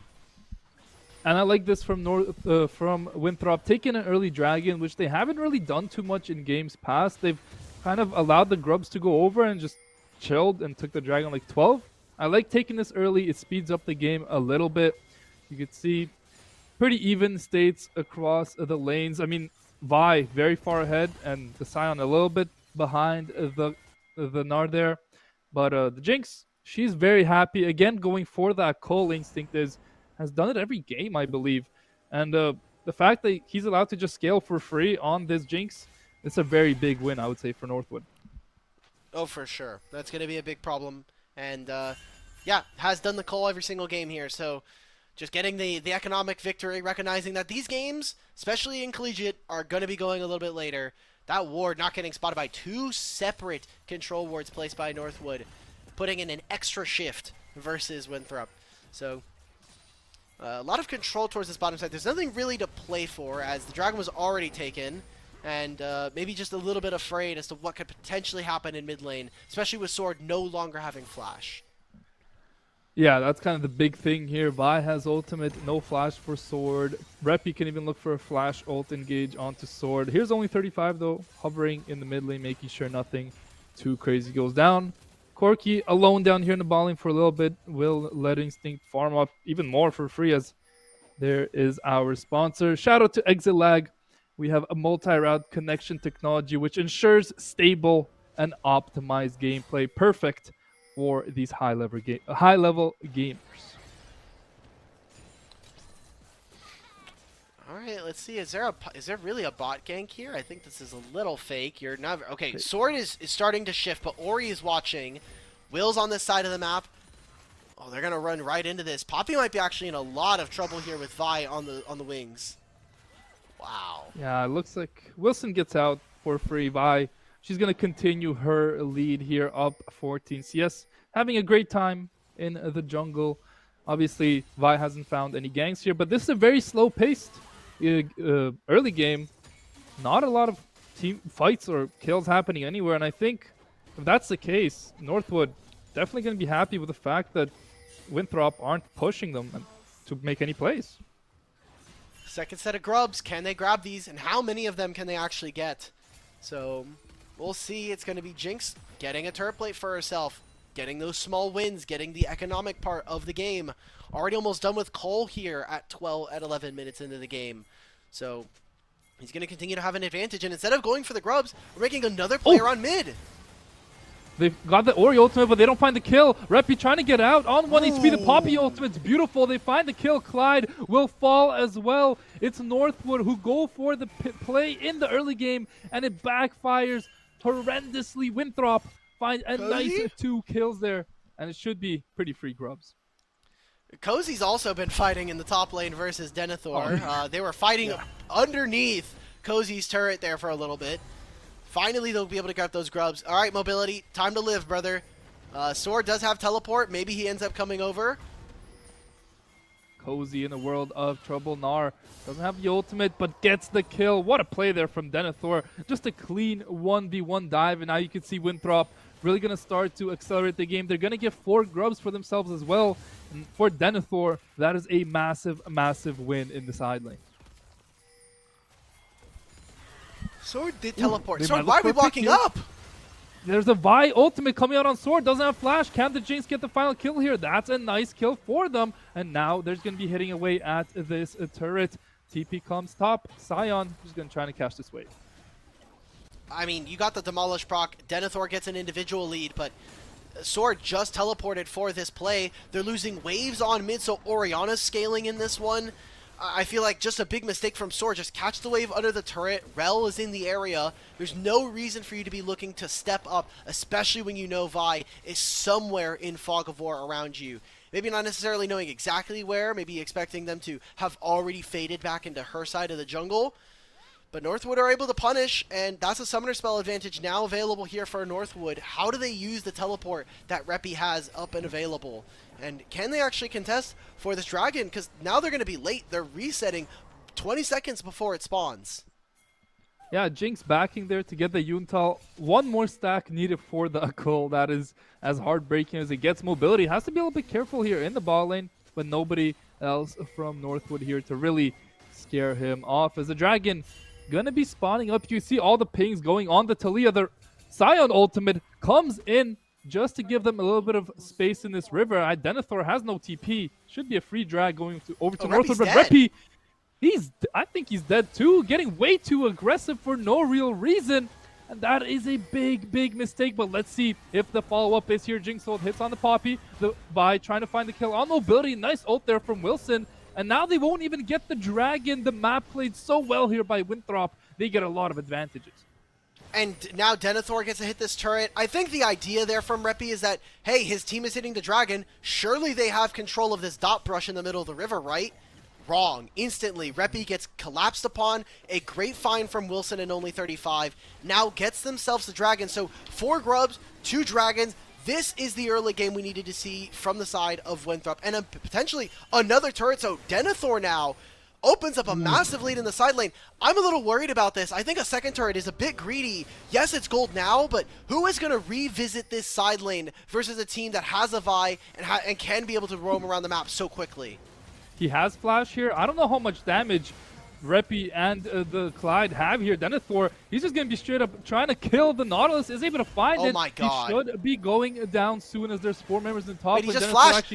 Flashed to try and find the outplay there, but not able to get it as Reppy gets a nice shutdown. But in the meantime, Corki gets a turret in the ball lane.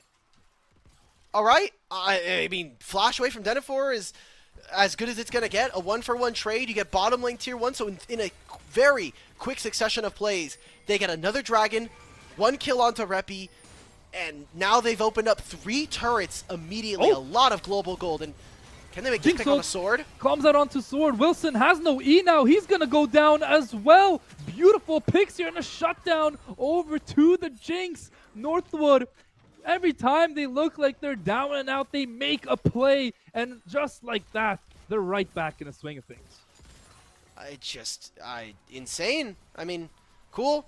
You've got 2 but they're not even they can't start up the Herald. They can't push any of these waves. It'll be finally Sion being able to push on bottom lane wave, but he can't stay here for that long. I think they recognize as Northwood, we need to contest for these Heralds. We have a fourth grub, or a Herald with 4 grub spawning here on the cards for Winthrop.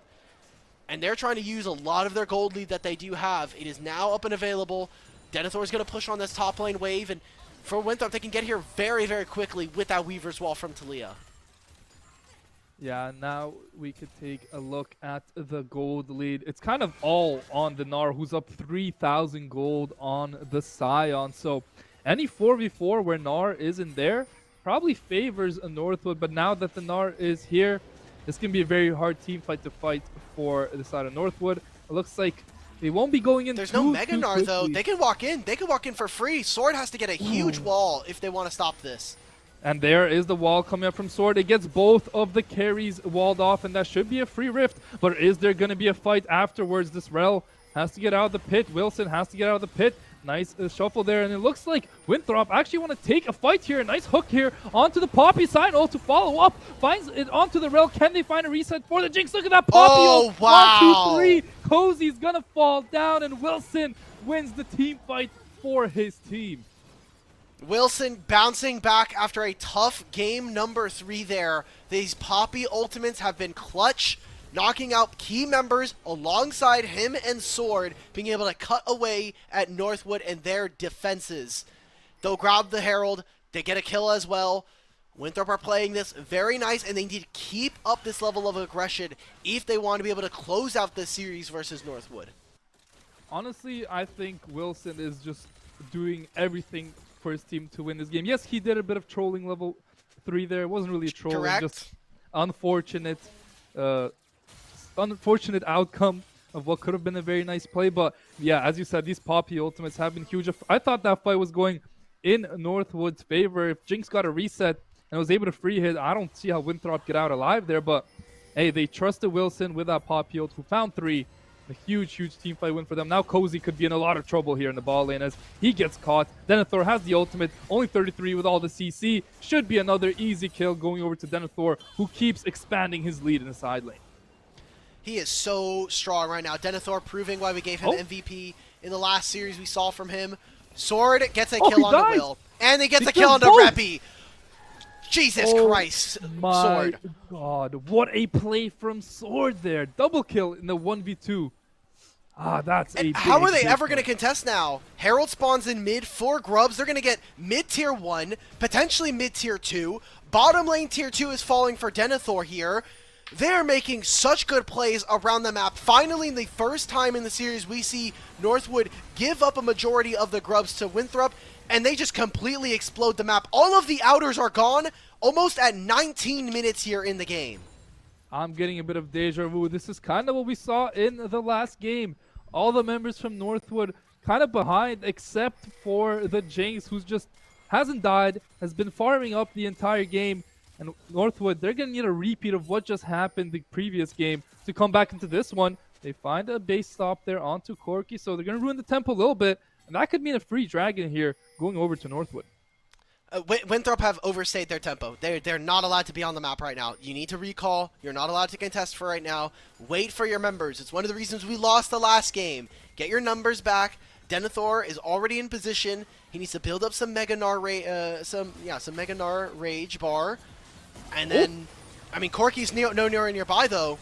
And there's a big shockwave. There's a Jinx ultimate, but it's blocked up by the Poppy, and the ult are coming out. Rel gets the engage. They're trying to find a reset for this. Oh, Jinx. Denethor! Is dead. What a play there by Denethor. Now the rest of Northwood are going to fall. They don't get the dragon, but they get a big, big team fight. And now with Otacon spawning, that's going to be what they're looking for in a few minutes.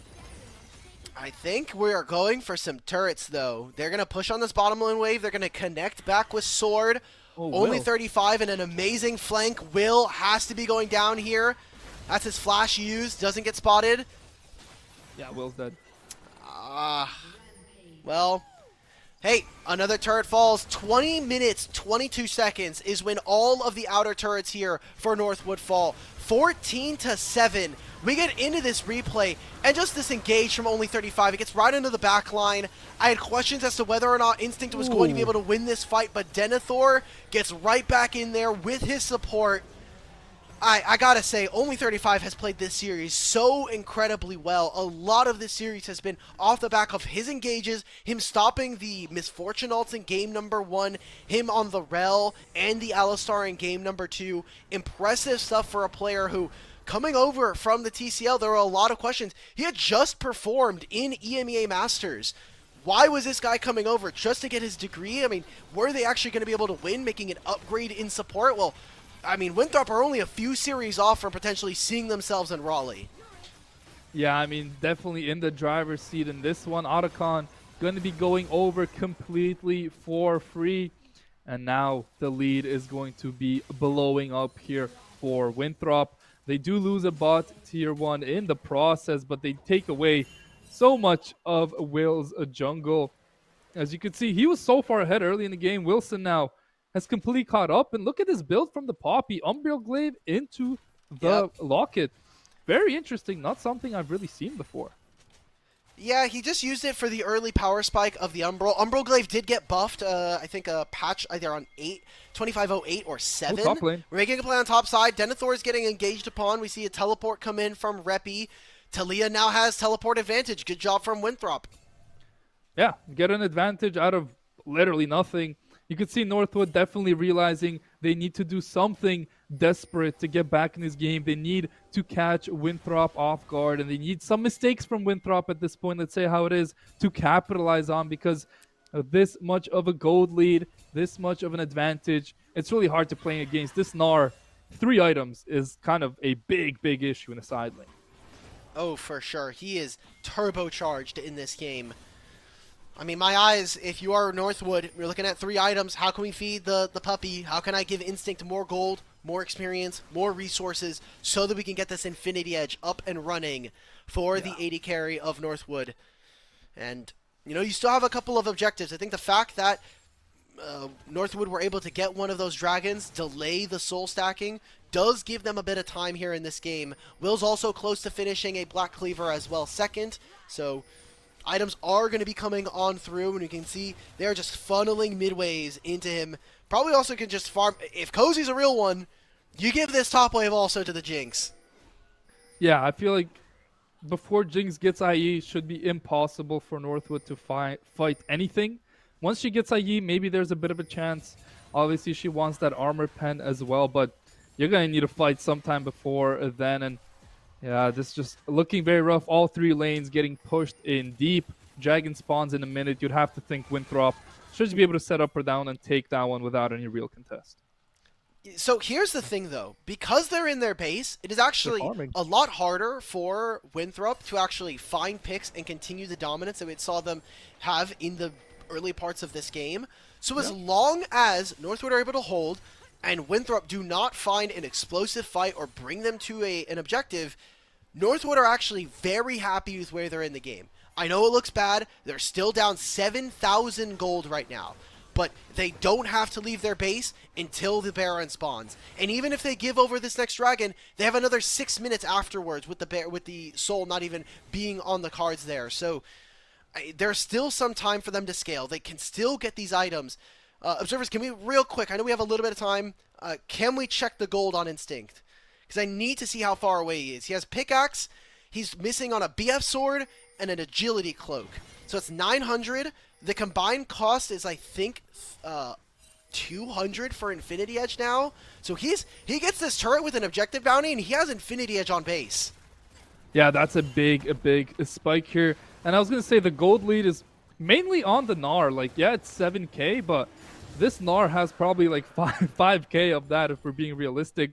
Taking a look at his items, yeah, this Gnar is a big problem. Third Drake goes over to Winthrop uncontested, but the IE for Jinx is picked up, and now is around that time where you can fight.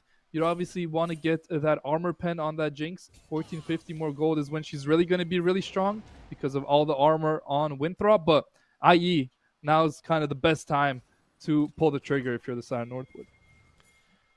All right, it's time. Now you got to be able to find a fight. This is where you mount your comeback. The Baron here for the side of Winthrop.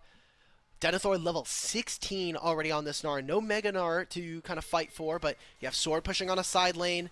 Northwood a bit caught in a wary position. They don't have very much vision into this top side of the jungle. They're losing push in all three of their lanes. And they kind of need to group. They need a death ball, and they need to protect Instinct and find that first here we pick. go.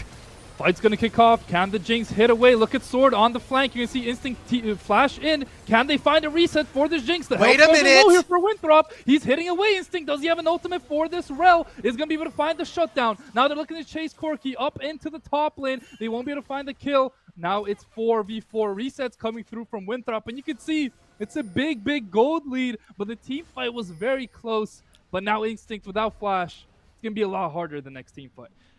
That would have been one of the best team fights for Northwood if we didn't have Sword in the backline, keeping Will from ultimating any of these members of Winthrop. If another member had fallen, I think maybe that's the Baron started there. But that was the exact fight that Northwood needed to grab for themselves. So a kill going over, but like you had just noted, summoner spells now missing from multiple key members of this Timberwolves team. No flash on Reppy, nor on Instinct. It'll be a lot easier for them to find a pick with this Gnar or with any of the engage tools that Winthrop have going forward.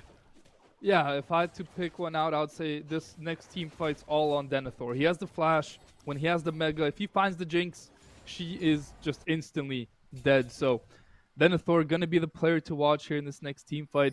Wherever it is, it should most likely be around the Baron, as he's Denethor just in the ball lane, pushing in. Hey, if Clyde can find a timer on a hook here, with Denethor being all the way down in the ball lane, could be something. You see the Scion completely looking to rotate over Rel, gonna get out, gonna get some vision here, but Winthrop just being patient without their Gnar. All right. What else can Winthrop actually end up doing here? Denethor, I mean, literally he gets like a million hyper procs and he just absolutely shreds this Scion. He's gonna keep Scion trapped in his base. Reppy cancels yet another recall. You can see that Winthrop, they need to know exactly where Jinx is. They need to know where multiple members of Northwood are before they commit to anything here. We're seeing those back constantly canceled. Denethor trying to get more with these grubs. Jinx coming bot Scion, ults the wrong way there. And now they're not going to be able to kill this Gnar at all. And the Baron should be started up. They see the Jinx down the ball lane. They're going to look to start a fight here without their Jinx. Can they find a pick onto anything? They don't really have damage without the Jinx. The Baron is going down to half HP. They don't do this one too quickly, but Clyde, they need to find a big splitting though. Here. Denethor is splitting. There's the hook. Can they find a reset for the Jinx? Yes, they will be able to. Only 35 falls down. But look, Wilson tries to re-engage. The Jinx, though, is auditing so many times. Gonna be able to find the kill onto Wilson as well. Sword has to flash out, but the Jinx is so Oh, nice. Wait! Sword! What a play from Sword. Mobility follows up. Now Denethor is in the base. The back gets canceled. Oh my goodness, what a team fight there. That seismic shove saves the entire game there for Northwood. For Winthrop. Sword has teleport. They have grubs. Do they just go for the end here? It is only Orianna. They're going to instead put eyes onto this Baron. I think this is a huge mistake. Denethor is incredibly deadly on a side lane. You have this Demolish as well. They're going to try and start this. This is incredibly fake. I don't think this is real. I don't know why we teleported here for the side of Sword. I think he just wants to push on one more top lane wave here. And Winthrop find their mark. There was no flash on Instinct, and the dragon spawns in 30 seconds. He has no flash still for this fight. I think this ultimate from Sword, yes, it's a little early, but eventually Clyde and Will are going to walk up either way. And it is all on this guy, Instinct. It is this Jinx that has to be the 1v9 carry for how this early game has gone. But the fights are looking so good. I mean, they're getting positioned out. Poppy has basically no real tank stats outside of her steadfast presence, and that shove right there onto multiple stacks.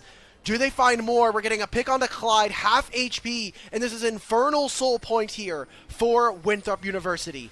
Yeah, Sion's not here. They're just taking a straight up 4v5. Can the Jinx find anything? They're going to trade a 1-for-1 early. Sion is going to be able to TP in, but so many dead already. Denethor going to get Mega, but he's getting chunked down by this Jinx, who's on 1 HP. Denethor able to stay alive, though, crucially, has the teleport, should be able to back and TP. That should be free soul here. Going over to Winthrop, but Northwood, they're not going down without a fight.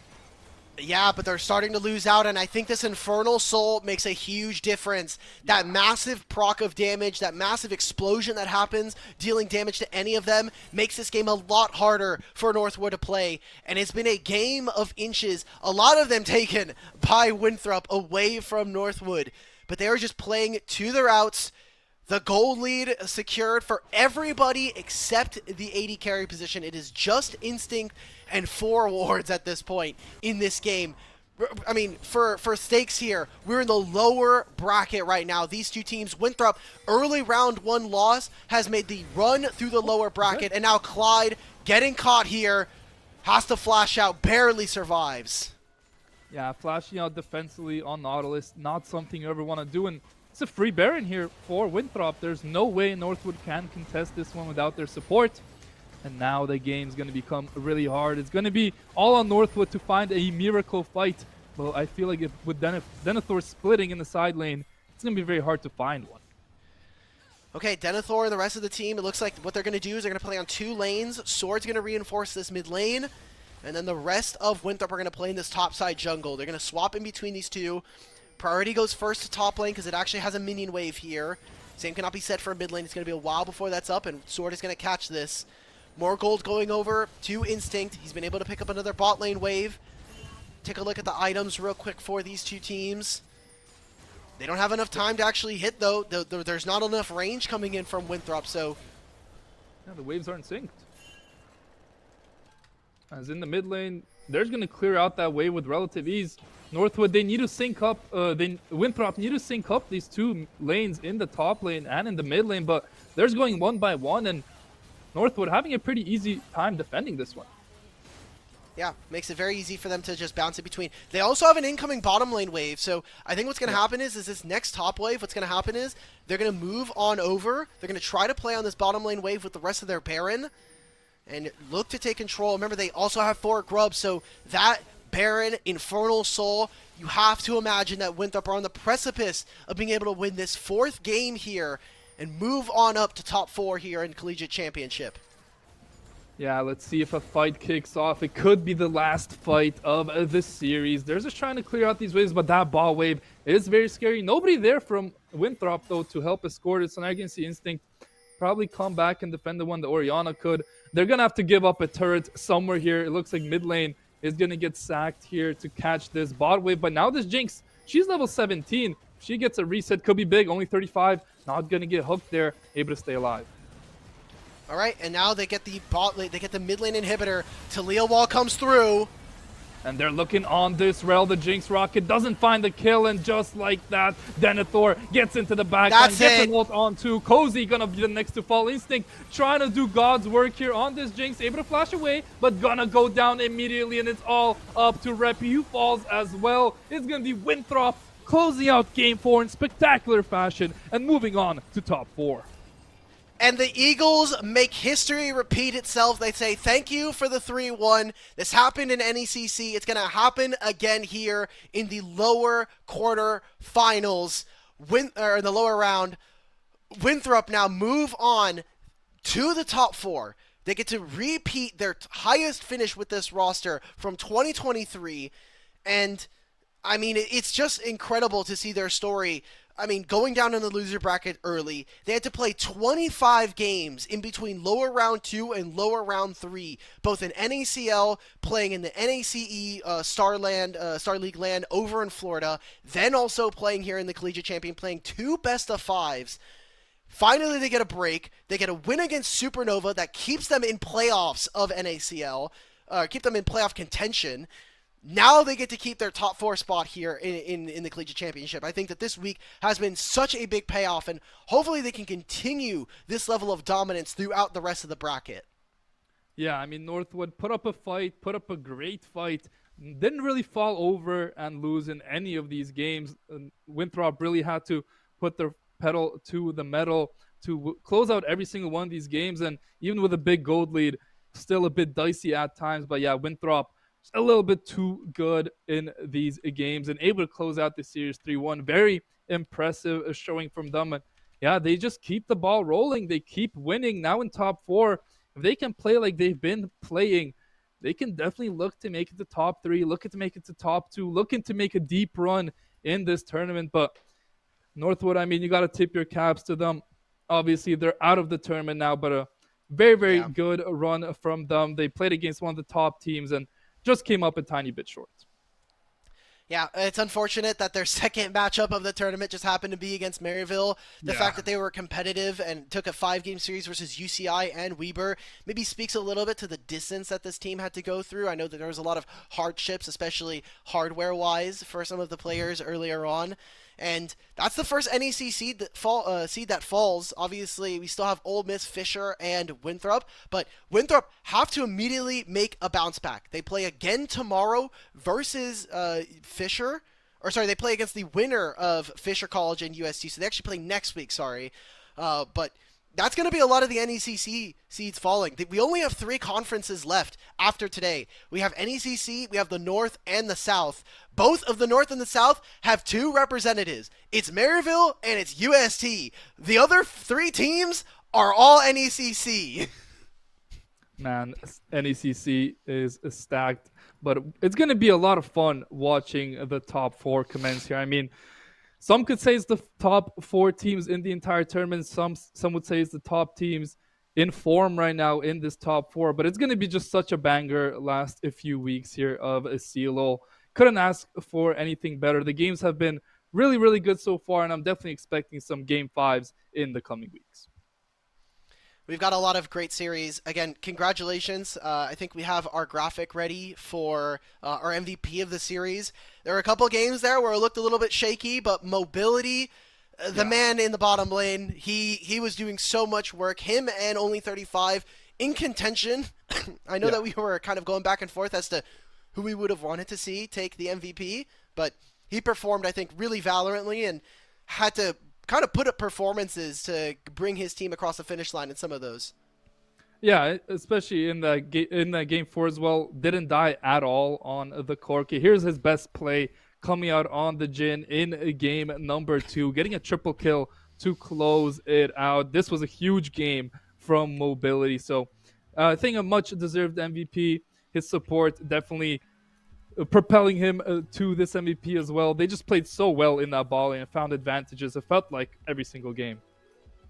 They were doing a lot of good work, and Mobility again, a player that very, very famous when we talk Yeah. about playing here on the Winthrop roster and playing across tier 2 and tier 3. So it feels good to give him it. Definitely, when we talk about Winthrop, he is probably the one of the more consistent members, and always feels like he does a lot with not as many resources. He's a player that doesn't get a lot of jungle attention, but always seems to perform in the big moments. So really happy for him. We'll be getting an interview with him in a short little bit, and again, excited to see what this Winthrop roster can do, because they were meant for greatness. If you look at how this roster is made, the fact that they kept this lineup for so long, the coaching staff that's behind them, they are meant to be at the bare minimum top 4 in this tournament. They have overall 6 seed coming in, but now they're here in the lower bracket. I think that they need to be able to prove themselves, and I feel like they are due for a win. They need to put on a run to kind of prove some of the haters wrong.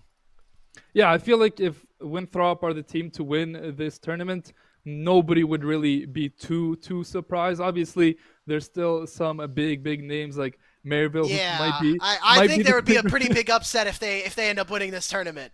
It would be a pretty big upset, but it's not out of the realm of possibilities. They've been on a bit of a hot streak, and even today they played pretty well early to mid game. I would say every single game they fell apart one game.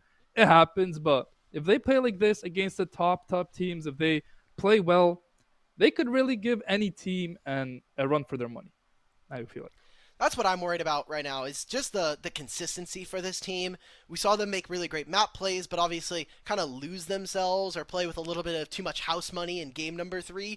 And mistakes like that are going to get punished, right? They've Yeah. already lost some of their series versus Ole Miss just this year, and that's going to be another team that they're going to be looking to face off against. Same thing with Fisher. They lost in the regular season 0-2 to that team. They kind of dodged them actually in the NECC playoffs. So we haven't really got to see them play outside of the regular season, and that'll be something that I think that the rest of the community should be keeping an eye out for, is how far can this Winthrop roster go, and can they keep their level high, which has always been the problem with this team. Yeah, consistency is a key, and if they can consistently play well, they will consistently be getting victories. But yeah, that top four, man, I can't wait for it. It's gonna be such a banger. I mean, every team there will be showing out. Obviously, Maryville are kind of the big top dogs. It's gonna be fun to see if there are any of these other three teams can really give Maryville a run for their money, and I'd be very happy to see Maryville take him to 5 games, maybe even potentially dropping a series to any of these last three teams. Yeah. I think we have mobility on the line, potentially. Question mark ping. I don't want to put Lexi on the spot right now. There we go. Boom! We got Oh, the hello. man.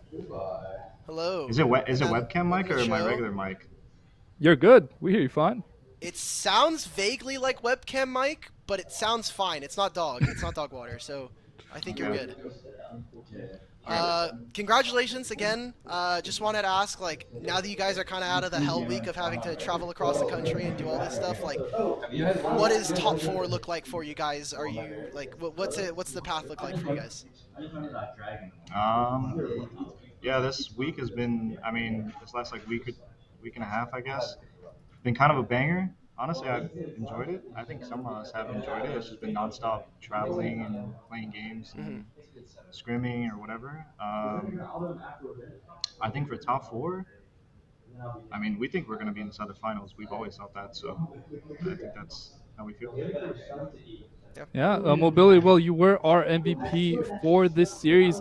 What would you say was the biggest reason to why you were able to play so well today? You guys got solo kills, 2v2 kills in the bot lane, basically every single game.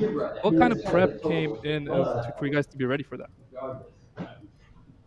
Um, we didn't do that much prep for their balling, at least specifically. I just think we have the better balling, so we were just in good matchups every single game, or like 50-50 matchups, or 55-45, whatever you want to say, and we were Sure. able to just win the lane every single time. And I always felt in a very comfortable spot in all 4 games.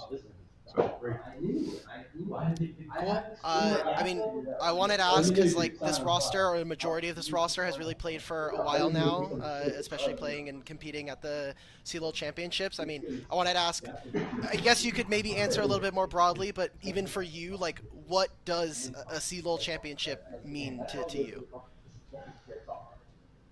um, I think it would be really awesome. I've been with Winthrop for what 2 years now, 2 3 years now, Hmm. and we've always gotten to top four, I think, if I'm not mistaken. Yeah, you And got it top would be six last awesome year, to but that's top six last basically top year. four. Yeah, yeah. I mean, it would be awesome to bring a trophy. I feel like every single tournament that we've gone to, we've won except this last one we just went to. I think that's the first LAN and such tournament that we've like lost like that with this course. So it would be nice to bring a CLO trophy home. Yeah.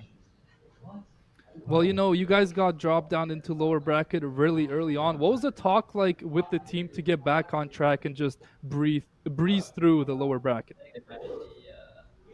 Yeah, I think that was like a really rough week of.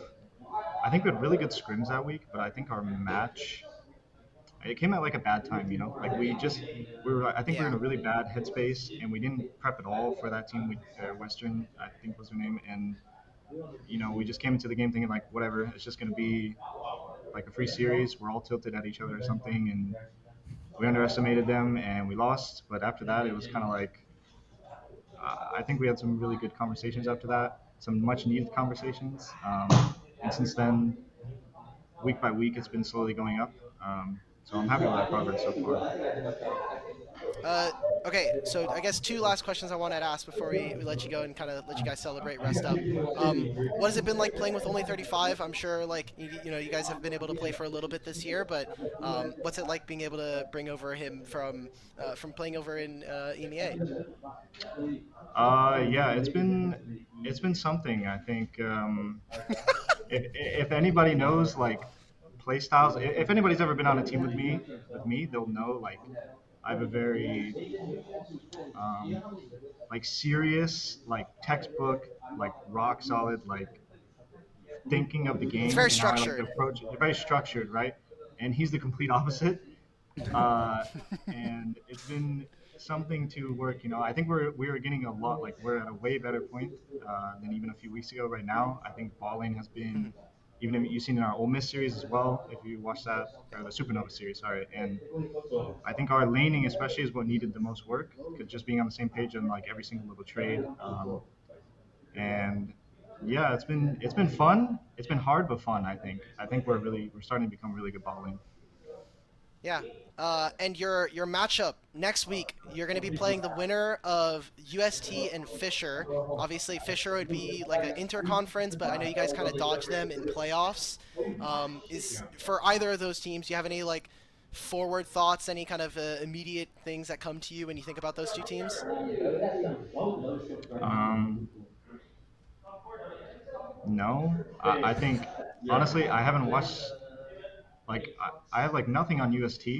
Like Yeah. I don't really know much about them. I haven't watched much of their games, and I think Fisher, like we played them like 3 months ago or something. I think, like, and it's like one of those, the same thing we did with Western, where we just came to the game like we don't even know who these guys are. Like we're not gonna prep, we're not doing anything, and I still think we should have won the series, but like we obviously dropped that series, and then we've never played against them again. So like I don't, Yeah, there's exactly. not, Yeah. so I don't know. Um, yeah, that's all I got on them. Okay. Well, the floor is yours, man. If there's anybody you want to shout out, anything you want to say before we close out the broadcast, it's all you. Uh, I mean, thanks to the coaches, thanks to the teammates.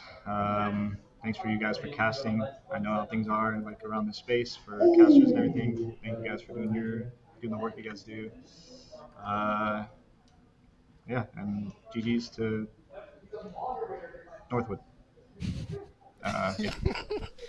Farm them for 3 games? I can't even. I can't even be bothered.